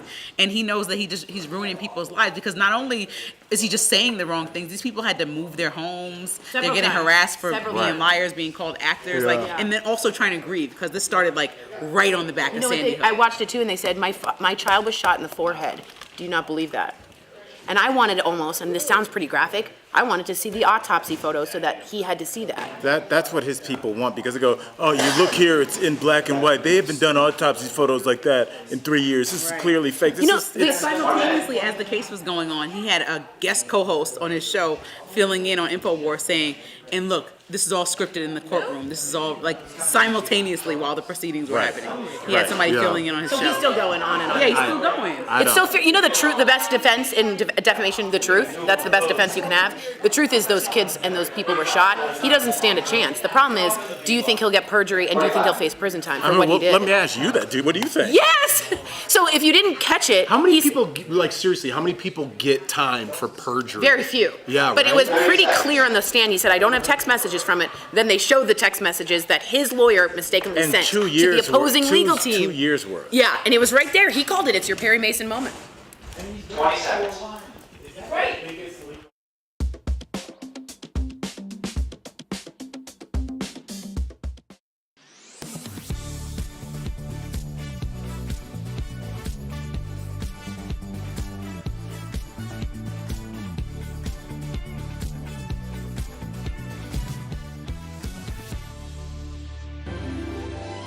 Like sands through the hourglass, so are the days of our lives. Welcome back. Okay, that was, of course, the iconic opening. I like you went for it. Thank you for the experience of the long-running daytime soap opera Days of Our Lives that first aired in 1965. I know you guys love this show. I read your comments about it. And like sands through the hourglass, the show is making a major move. After 57 years, the show is leaving the airwaves and is moving to Peacock. That's NBC's streaming platform. It's not the only show making the move. We have Dancing with the Stars. It won't air on ABC next, but instead will stream on Disney+. This, to me, is a major disruption in people's lives. We want to know what you think. If your favorite show, especially a soap opera, moved to a paid streaming service, would you follow? Go to dblvote.com to weigh in. Jeffrey, you were on a soap opera. Started there. Yeah. Right? Yeah, I was actually going to make a joke and be like, oh, I wonder if we're going to film in the same studio. It's not even the right show. So good thing I had to Google myself and be like, wrong show. Wrong show. But anyways, listen, I get it. I get people tune in. I get people old school. They want the remote. They want to just press it and their show's on, right? But I think we could start shifting people into that online platform. And the reason I say that is because I have a 3- and a 5-year-old, right? And older people aren't incompetent by any means. All you have to do is press and be like, Days of Our Lives, and it'll pop up on your screen, right? And how about this? If you go, Grandma, not only that, for Christmas, I bought you a great subscription for the whole year. You like season 57 of Days of Our Lives? How about you go back and watch season 1?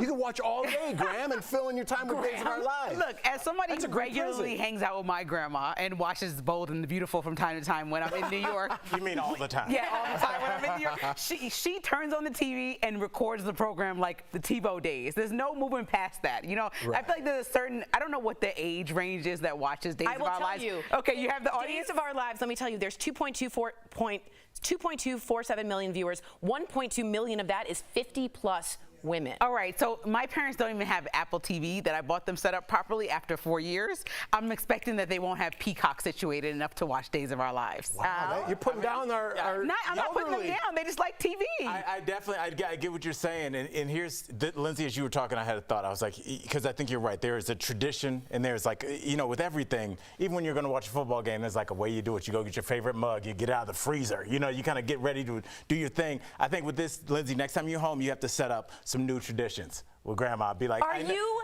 joking? I know. Wow, the routine. New streaming. The routine for these people is what makes them comfortable. It comes on every day. The same scenes happen. The same amnesia happens. You want them to go to Peacock? Yeah, that's $4.99. They don't. My mom doesn't know how to go and use a light in the bathroom. This is absolutely absurd. It's $4.99 a month. These people have already started writing in, and they're like, I'm angry and I'm not following.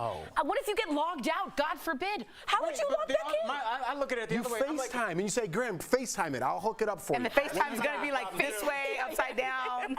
We can't just like write off people. What are you talking about? My 3- and 5-year-old could get their shows on. Intuitive to Jeff, you're not the audience. You're not the audience for Days of Our Lives. I'm sorry to tell you that. The audience hates me. Could you be on my side for this one, okay? Let's take a look at the poll. If they're on your side, they are not. Strongly no. Okay. 80% of them. The streak continues. You got 4% to go your way. Yeah, very few. Hey, that's pretty much par for the course. It is. Very few people like Jeff. Coming up on DBL, I'm just kidding. GloZell Green is here. Look at that lipstick. I can't stand it. We're chatting with the queen of YouTube in under 2 minutes. Stay with us.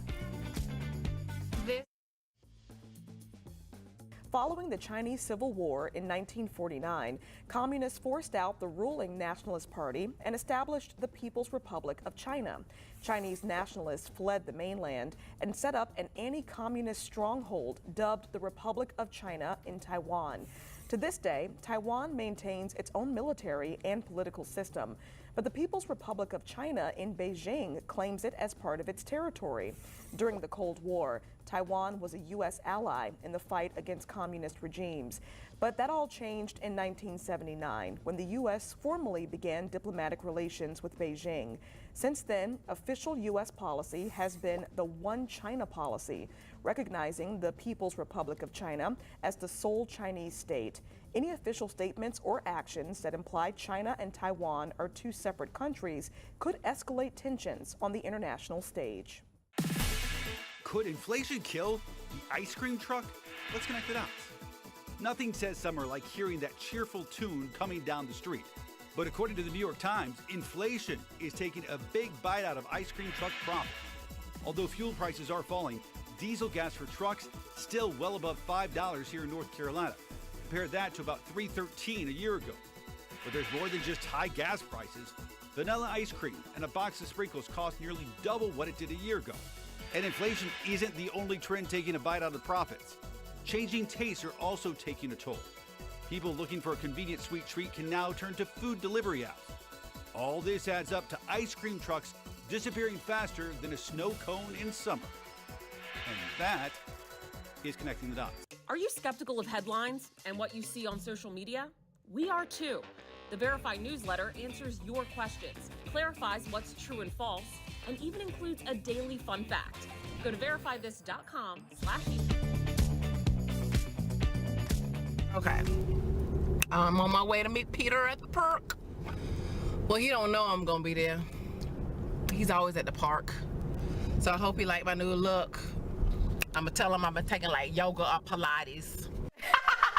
Peter at the park. That YouTube video went viral. I've said that all day. In 2008, and now the OG YouTuber entertains her nearly 4.6 million subscribers. That's one less than me. I'm kidding, I have no one. With crazy challenges, song parodies, and her wacky takes, the queen of YouTube joins us today. Yes. GloZell Green!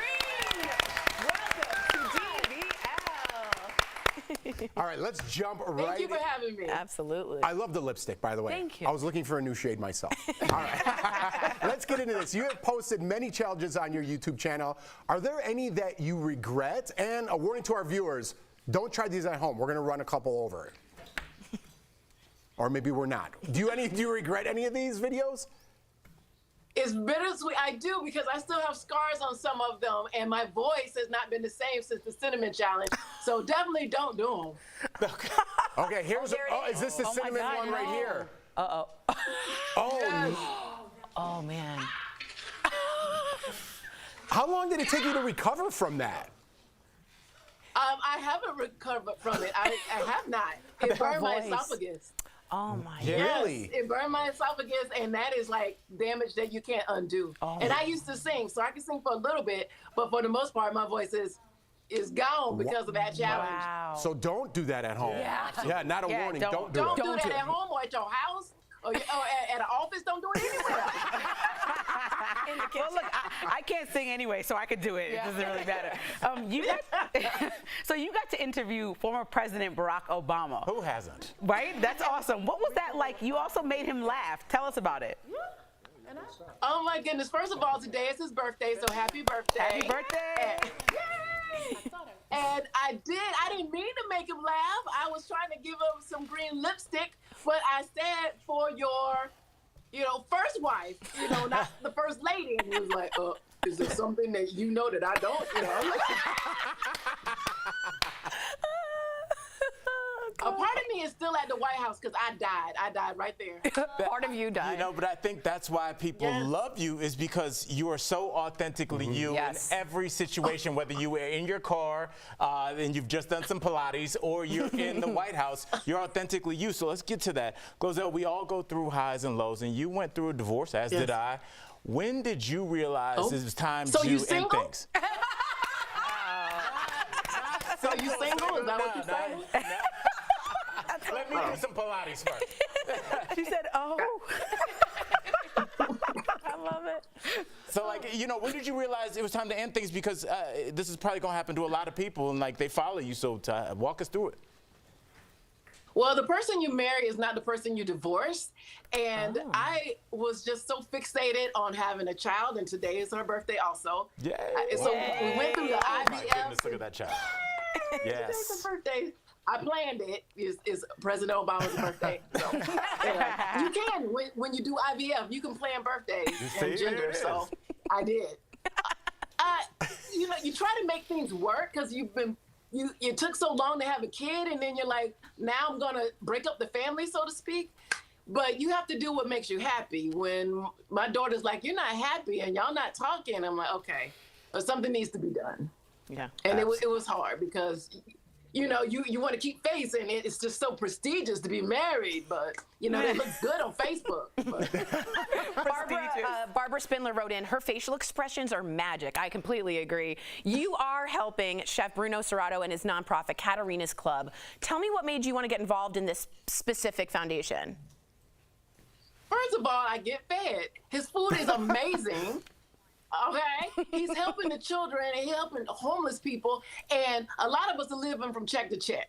Okay, I was in the food line just last year, so I understand. I relate. When you go down, you come back up, and you have somebody that's willing to help you. So let's talk about Bruno. Yes, that's the one to talk about. That's amazing. I'm the only one who shouted that out because I got the joke. Yeah, I got that. Yeah, and I got the. I got young kids. I got young kids. I have kids. Yeah, when you have kids, you get those little references. Yeah, absolutely. Chef Bruno, no. GloZell, thank you so much for joining us and sharing your story to our viewers. Now, everyone, listen up. You can make a donation to Katarina's Club, like she was saying, by visiting their website, katarinasclub.org. Literally, $5 can feed a family of 4. Thank you for being authentic and relatable. We love you and your lipstick. We gotta have you back. That's true. We'll be right back. Thanks, GloZell. Bye. Bye, love. Promotional consideration is brought to you by The monthly fees keep adding up. First, it was Netflix and Spotify. Now it's your car?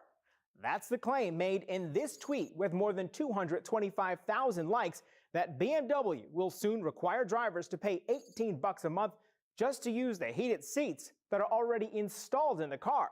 So let's verify. Is BMW selling a monthly subscription service for heated seats? Our sources are BMW, Kelley Blue Book, and GM. BMW offers a platform called Connected Drive for its vehicles, and it's a little different in each country where BMW sells cars. In the US, it's a subscription package for software. Drivers pay $50 annually to access Connected Drive and get things like the ability to unlock your car doors with your phone and sync with Amazon Alexa. In other countries, BMW began adding new features in mid-July to its Connected Drive platform that owners can access for additional fees.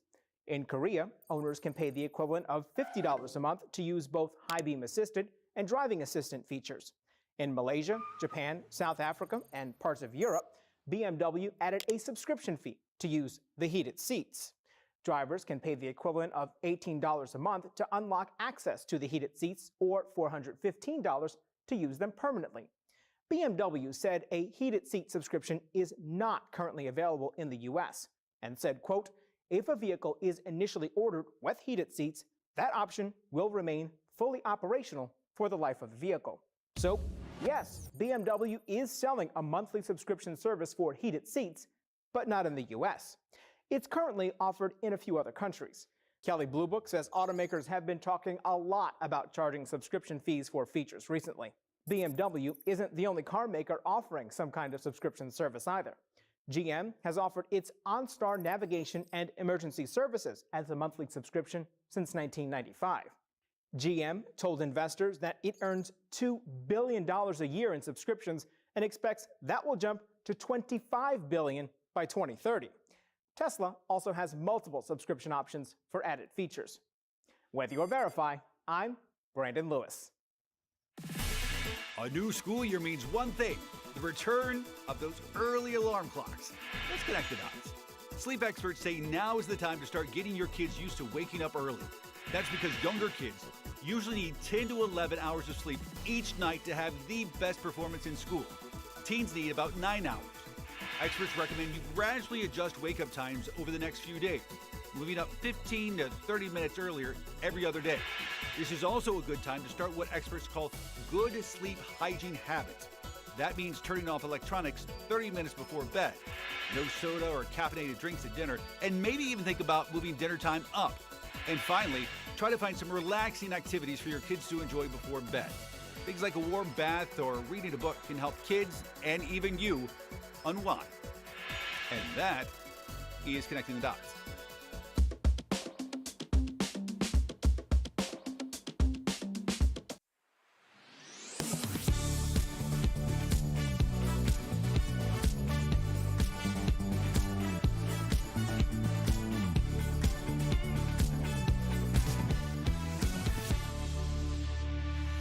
Welcome back. We have a very important update to a story we followed a while ago, and it's important to mention because this happened just today.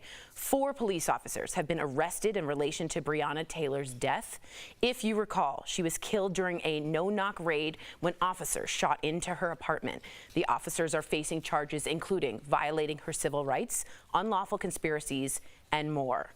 For many, many moons, we've been asking for this. What do you think, Lindsay, about this? I mean, the ultimate win would be for Breonna Taylor to be alive. Amen. But just watching things like this unfold and people be brought to justice, it gives people a chance to exhale. Yeah. And so that, I'm just happy to see that we're moving forward. When you think it's forgotten about, some people that are doing the right thing didn't forget about it. Yeah, justice is long, but in the end, it bends towards justice. The arc of it, of course. If you're leaving us, you can watch the second half of the show online.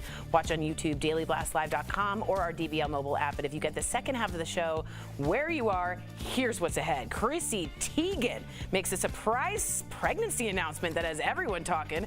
How long should you wait to share the news? And we're chatting live with the author of Being Britney. She spills the most shocking thing she learned about Britney Spears' life.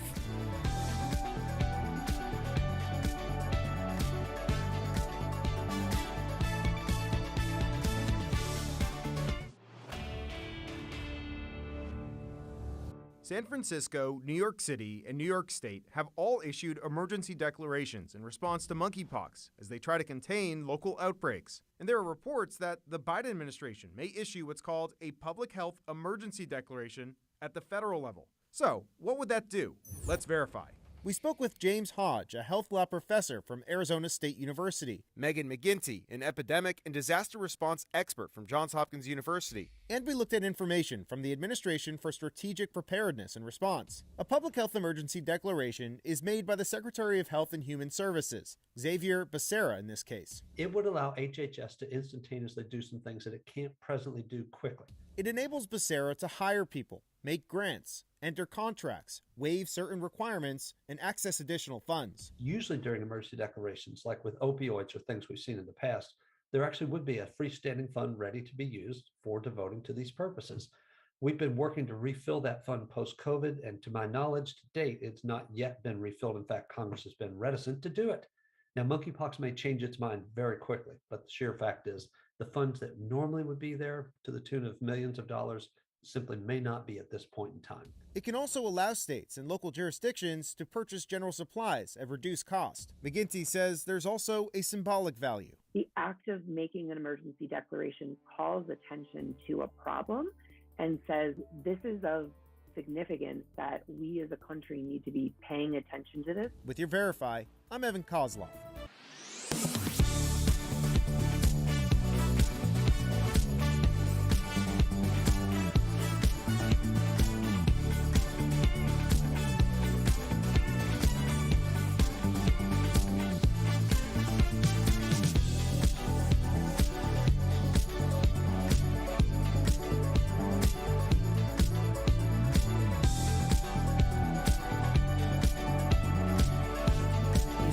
Blast Live. We're talking about what you're talking about. Oh my gosh. Are you insane? This is a sham. No. No. Y'all, just it's stop. Finally here. Drum roll.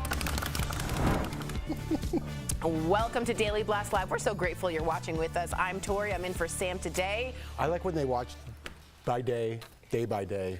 What? Day by day. Oh. Earlier I made a tap on a quote that's really beautiful. The arc of the moral universe is long, but it bends towards justice. I just simply said justice, the arc, justice. So I'm very very sorry. Of course. And I got killed in the commercial break, so I appreciate you. Tune into Al's Instagram to find out the behind-the-scenes stories.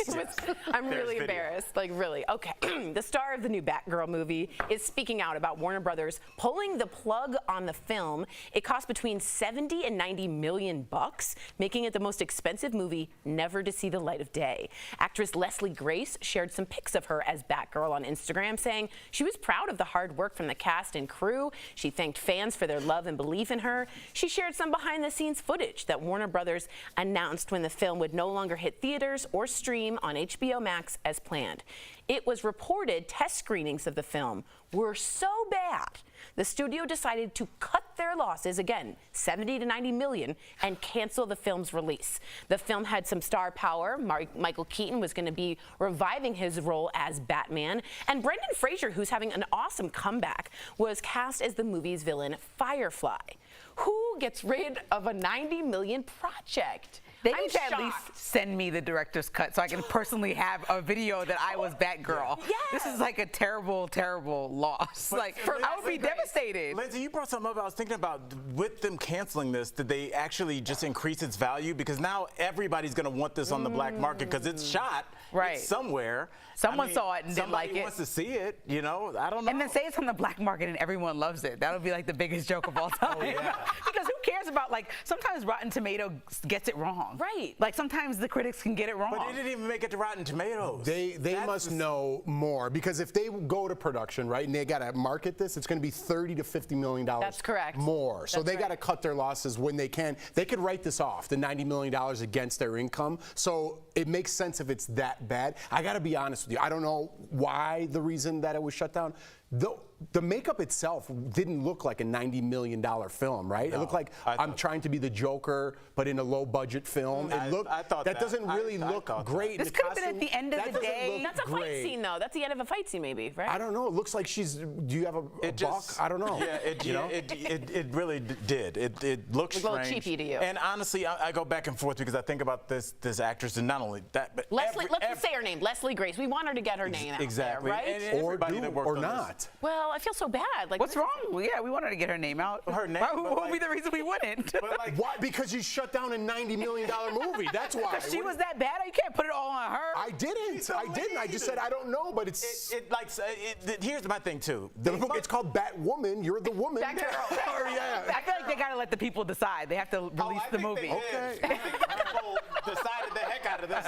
Wow. Honestly, All right. it's like I'm not even trying to make light of this. I'm just saying in the world, because we even kind of talked about this with the Justin Timberlake thing, with the dancing. Even just that little 15-second clip made the rounds, and if they might have really saved this crew like really a huge headache, because if they become a meme, become a running joke for the rest of their career, I don't know. Maybe this will be better because people forget about it. And it's also a franchise. It's not just a one-off, right? It's a franchise that's going to continue to go on for years. It has some legacy behind it that they don't want to ruin. That's true. Well, we have some really exciting news, guys. Chrissy Teigen is expecting another baby. Yay! Yay! Chrissy shared the news on Instagram, showing off her baby bump. She said after and that shoe collection.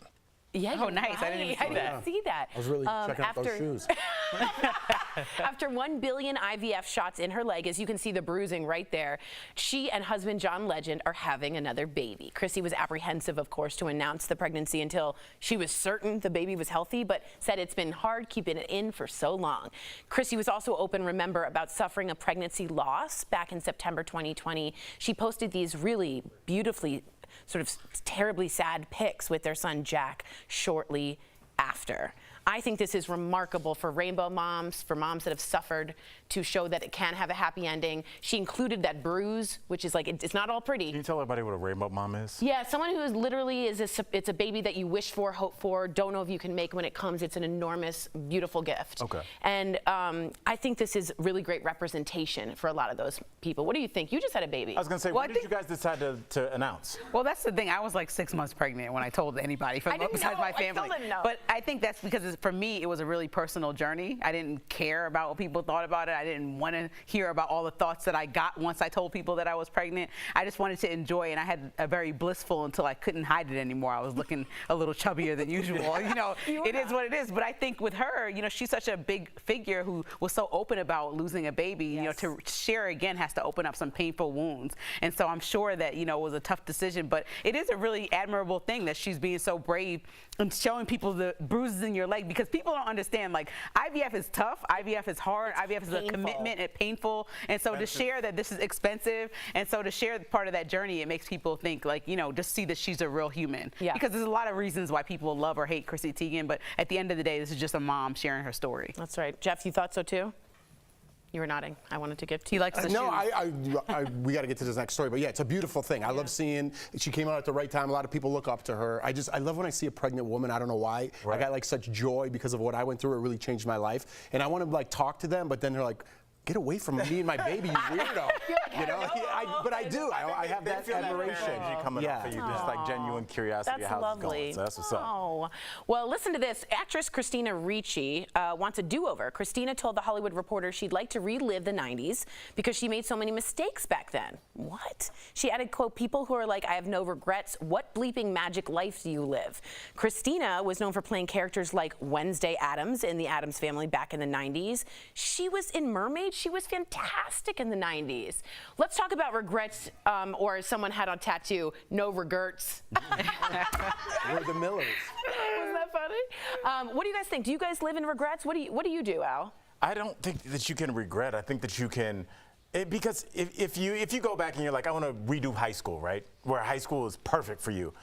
Are you the same person? Right. Do you have the same trajectory? Do you have the same drive? I feel like you got to have a couple incredible moments to show you how good life can be, some humiliating moments or some like personally embarrassing moments to like grow from that. If you just want to be perfect from day one, what's the point of any of this? Yeah, listen, there's a lot of things I would take back, but would I be the same person I am today, right? There's some things that I still get haunted by to this day, but it's like, if I didn't have that, maybe I wouldn't have the same respect or the mindset or what I went through. You gotta, empathy, absolutely. You gotta learn from your mistakes and move forward. That's what makes you a better person. And we're so scared to let our kids fail. We're so scared if somebody fails, we want to throw them away. Let's cancel them. Let's get them out of here. We have to let people fail, learn from their mistakes, and get better from that. I don't know why we're going away from that as a society, but that's how I built my whole life. Yeah, I think it's easy to connect the dots looking backwards on life and why things happen, but when you look forward, you're kind of like, why did this happen, or why is my experiences, why didn't I do this at this time?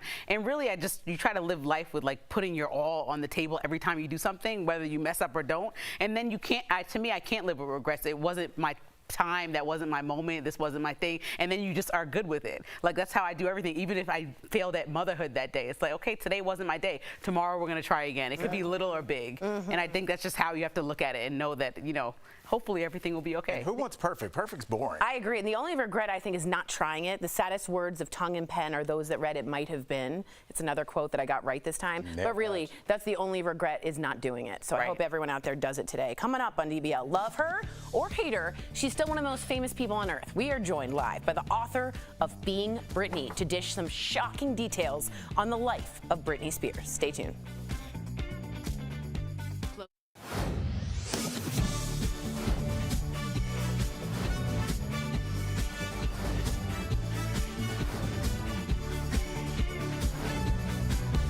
DBL is all new every day. Bickerdike, okay. You know, Brianna outdid you with the communication as far as interview. She hit us up every way. She sent us snail mail. Oh yeah. She called us up. Snail mail. Yeah. And you only emailed. Oh yeah, I know. Bicker, like a crazy fight. Can you separate it? Jennifer Otter Bickerdike. Will you do bicker then dash? Did you see the interview? Yeah, I I'm good.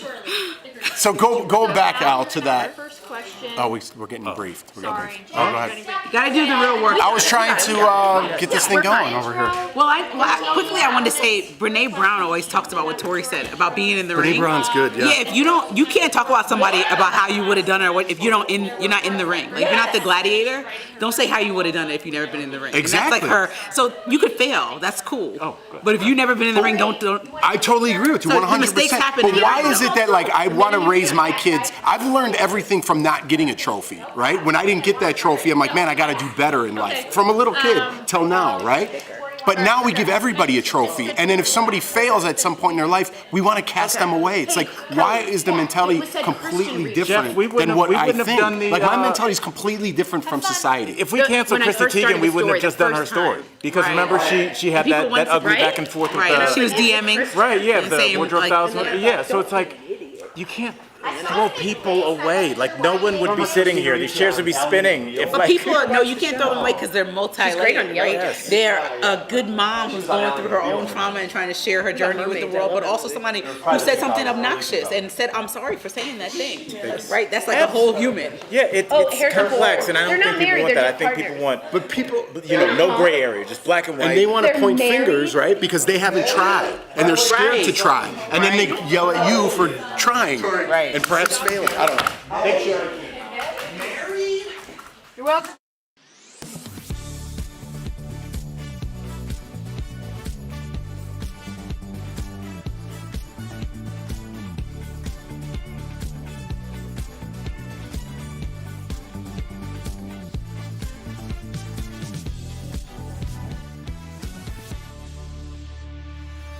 She started as America's sweetheart before becoming its vixen. She's even been called courageous and crazy. But why has America both loved and hated Britney Spears? Well, there's a new book that looks to answer that very question. Please welcome to the show the author of Being Britney, Jennifer Otterbein.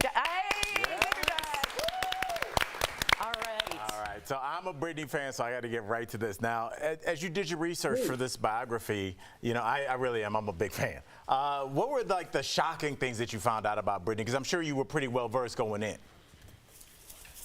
I mean, yeah, it's fantastic that you are admitting. Like, one of the things I found out is that a lot of people were embarrassed and had shame about being a fan of Britney, which to me, I was like, really? Like, but it does make sense. And in terms of Britney, I think that is one of the reasons we've rallied so much around her, is because she's both seen as an outsider, even though she's this massive, huge pop figure. I mean, she's one of the best-selling artists of all time. And yet people still see her as this outcast on the perimeters in a lot of ways. So that I found really interesting. And I was surprised to think of her in that way, because I'd never thought of her that way. Something else that really surprised me, and you might think this sounds strange, we came to know Britney as a singer, but I've completely forgotten that she sings. Now, I know that sounds obvious again, but if you think about some of the best Britney songs, like Piece of Me or Work, those songs, she's so produced. And I got to hear a version of her singing You Ought to Know. It's a cover she does of the Alanis Morissette song. There's no fireworks, there's no dancers, it's just Britney. And I was blown away. I'm like, oh my goodness, this girl has a voice. And as much as that may not sound surprising, that's why she got into it in the first place. Mm-hmm. That's one of the reasons we fell in love with her in the first place. And I think that's something we've really forgotten. Yeah. Great. So you've only met Britney once, back in the 2000s during a meet and greet. Mm-hmm. So people probably will ask you, how can you create a proper portrait of her without knowing her personally, like one-on-one? That is such a good question. And I think that all of us feel like we know Britney to some degree. And what I mean by that, she's been woven into the material of American culture in so many ways. And the way that I wrote my book is using different things that we know about Britney and the timeline of Britney's life, but showing how Britney both creates and reflects. She's almost a mirror to American culture and values in so many ways. And the deeper I got into it, the more I'm like, okay, well, it starts here with this Britney thing, and then it goes here and it goes here and it goes here. And just as you guys were talking about connecting the dots in your life, I mean, everything that happens over the last 20 years, it's strange. It's like Britney is there in so many different popular culture moments, whether it be what just happened with Roe versus Wade, whether it's PETA, there's just so many things that she has had an impact on. And I don't think that she's given the credit or people really put her in that context. She's become this fodder for like the yellow press in a lot of ways. Absolutely. So Jennifer, I'm going to push back a little bit because we have this conversation about everybody who writes biographies on this show, and I always question it. So we've never heard the whole story from Britney herself. What do you say to the people who think that you're cashing in on Britney by writing this? Oh, honey, let me tell you, if you knew how much a writer made, I don't think you'd be asking me that question. Jennifer! But also, and I'm talking to the ladies, because I'm loving the ladies on this. I mean, I love the guys too, but something After that question, I don't blame you. I just come off writing a book. Yeah, I love all y'all. I just come off writing a book about a woman named Nico who was in a band called the Velvet Underground. And what I saw from that was the misogyny and the mythology that had been really had taken over the years about Nico. I'm like, okay, we think we know Britney, and I'm like, do we know Britney? And so I literally went to the library, I live in London, so I went to the British Library, which sounds so formal, and it is. It's like you're walking these hallowed halls, and I'm like, I'm here to find books on Britney, and there was nothing, no books. It was like only really the Rolling Stone that we really know with the Teletubbies. I'm like, where is the serious, and this is something that we didn't say. I'm actually a professor. I have a doctorate in cultural studies, and I'm also a 20-year veteran of the music industry. Wow. So I have all this background experience, and I'm like, here's this woman that has changed and impacted culture so much. How come there's not a serious, thoughtful book that takes her seriously? I was dumbfounded, y'all, that there wasn't anything like that. And that's what I wanted to make. I wanted there to be something, a document. This is my nerd side coming out. I wanted there to be a document that people could look back on and go, wow, look at all these things that Britney did and how she was a touch point for all these key moments in popular culture. Wow. That is unbelievable. I gotta say, I also follow Britney, love Britney. She did a little solo of Hit Me Baby One More Time recently too, with just her voice in the dark, and it was absolutely stunning, her voice. I thought it was shocking.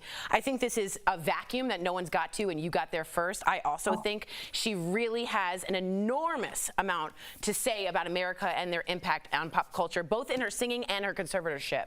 Sorry, I'm really excited to read it. Being Britney, we have it right here. You're going to drink coffee sometime. Yes. You're going to get coffee sometime. Absolutely. I really do think she's completely misunderstood. I can't wait to read this. Anywhere books are sold. Jennifer, thank you so much for joining DBL today and for giving some respect on a name I think that should be given. We'll be right back. Thank you. Thanks. Thank you so much. Thank you. It's important. Following the Chinese Civil War in 1949, communists forced out the ruling Nationalist Party and established the People's Republic of China. Chinese nationalists fled the mainland and set up an anti-communist stronghold dubbed the Republic of China in Taiwan. To this day, Taiwan maintains its own military and political system, but the People's Republic of China in Beijing claims it as part of its territory. During the Cold War, Taiwan was a U.S. ally in the fight against communist regimes. But that all changed in 1979 when the U.S. formally began diplomatic relations with Beijing. Since then, official U.S. policy has been the One China policy, recognizing the People's Republic of China as the sole Chinese state.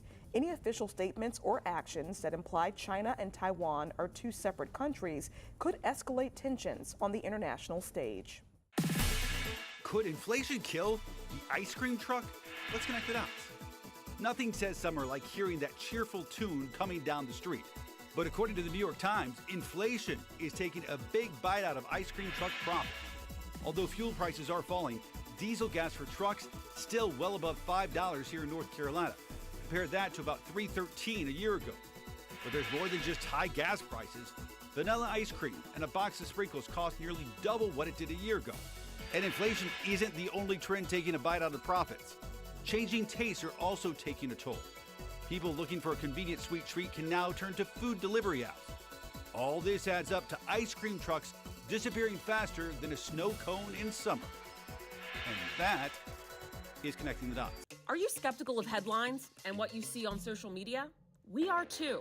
The Verify newsletter answers your questions, clarifies what's true and false, and even includes a daily fun fact. Go to verifythis.com/email to check it out. Happy Thursday. We've got your deals. They're coming in hot, hot, hot, hot. Those get those phones out to scan your QR code right on the screen and get to shopping. Sweet, sweet. You forgot to. Steph, what do you have for us today? Hi, Tori. Hello, DBL Nation. I am so excited to show you the deals today, and there are some things here that you're going to love, so let's get started. First up, my favorite, we all know I love beauty products, and we've got EVO Beauty 5-piece makeup set with primer, concealer, and a gloss trio. Ooh. I know, so this deal includes 3 lip glosses, 1 primer and 1 concealer, and these lip glosses come in 3 different shades. Look, you can have a look here. Oh, they're lovely. So you can use the Pore-Effect. Do you get what I did there? Oh, with the pores. Primer to soothe your skin while minimizing your pores and redness, and it helps keep your makeup on all day so you're not constantly reapplying.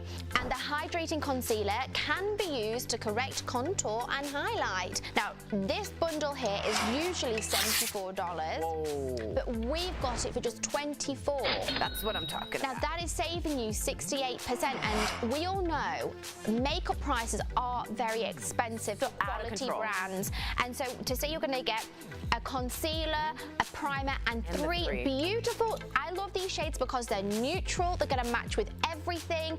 These are perfect to pop in your handbag so you've always got a shade ready, and they're absolutely amazing products. Love that. Now, Tori, this is really fancy. We've got the Bruce Lee Cold Press Juicer by AI Cook. Whoa! So this deal includes 1 juicer that can give you your serving of fruits, veggies, and all the vitamins and nutrients that come with them. So cold press juices are like all the rage because they retain more of the good stuff compared to traditional juicing that uses heat in the process. So it means you'll get more vitamins, minerals, enzymes, antioxidants, and even less froth than traditional juicers. Ooh. So normally this is $200. I was gonna say. But we've got it for just $49, saving everyone 76%. More than 70% off. I like. Exactly, and there's no better way to save than on a product that's going to help with your health. Absolutely. Now, next up, Tori, we've got a great bundle here. This is the 2-pack of Adoro Surge Mini 2-outlet dual USB surge protectors. Oh, whoa. So this deal includes 2 Power Strip surge protectors that are available in 3 colors, black, white, and pink. How cute is the pink? I know. And it's got a total of 4 ports, allowing you to charge multiple devices at once. So normally this is $80. Oh.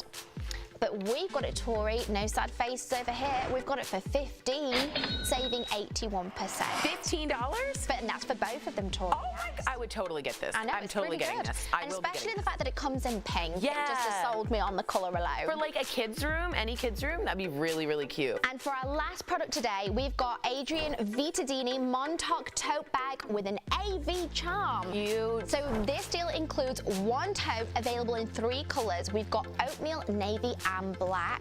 Ooh. And Tori, you know logo bags are so in, and this bag is going to be so cool. It means it's going to work with no matter what your outfit is. Nice. And guess what? What? It's also the lowest price ever offered on this product. Hit me with the savings, Steph. I know, so normally these bags are $210. Yeah, I was like, this got to be up at 200 plus. Oh, yeah. I mean, with the gold hardware, everything. The name, brand, yeah. Exactly, but guess what? You are paying $34, like you said, for a name brand that's stylish and sleek, and you are saving 84%. Wow! I know.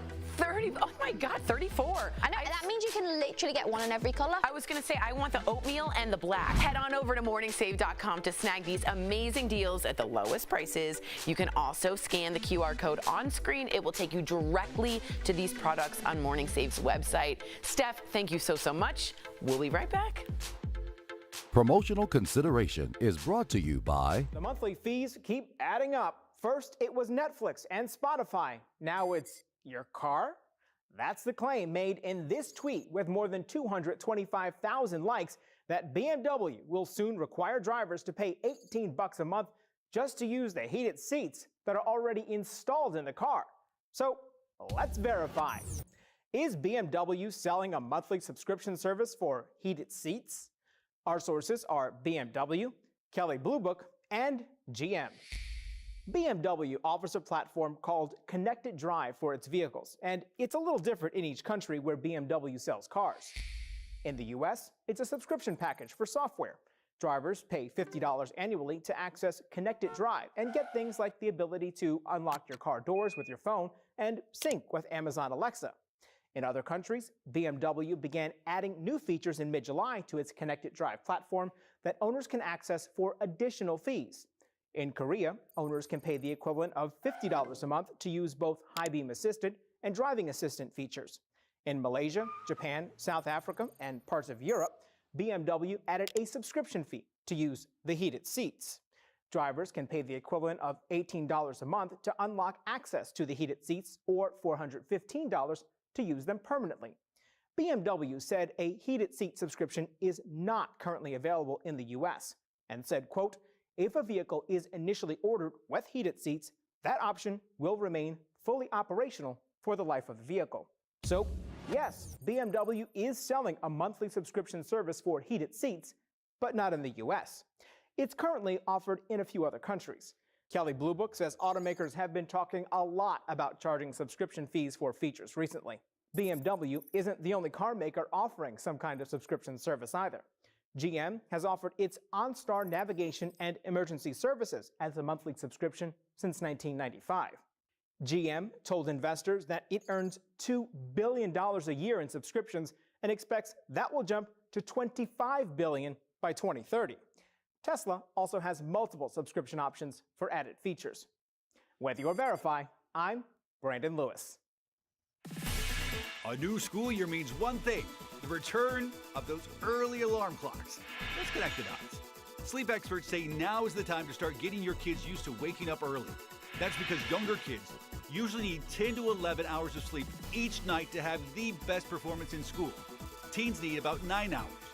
Experts recommend you gradually adjust wake-up times over the next few days, moving up 15 to 30 minutes earlier every other day. This is also a good time to start what experts call good sleep hygiene habits. That means turning off electronics 30 minutes before bed, no soda or caffeinated drinks at dinner, and maybe even think about moving dinner time up. And finally, try to find some relaxing activities for your kids to enjoy before bed. Things like a warm bath or reading a book can help kids and even you unwind. And that is Connecting the Dots.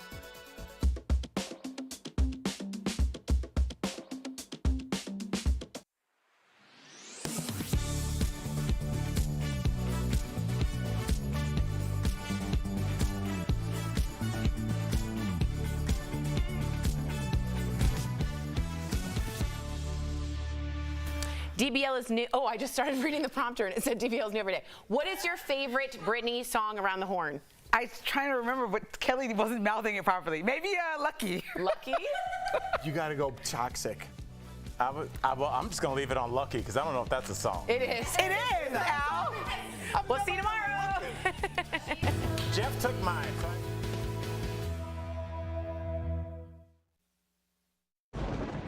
Where hope finds help. Where courage meets conviction. Where makers make fans.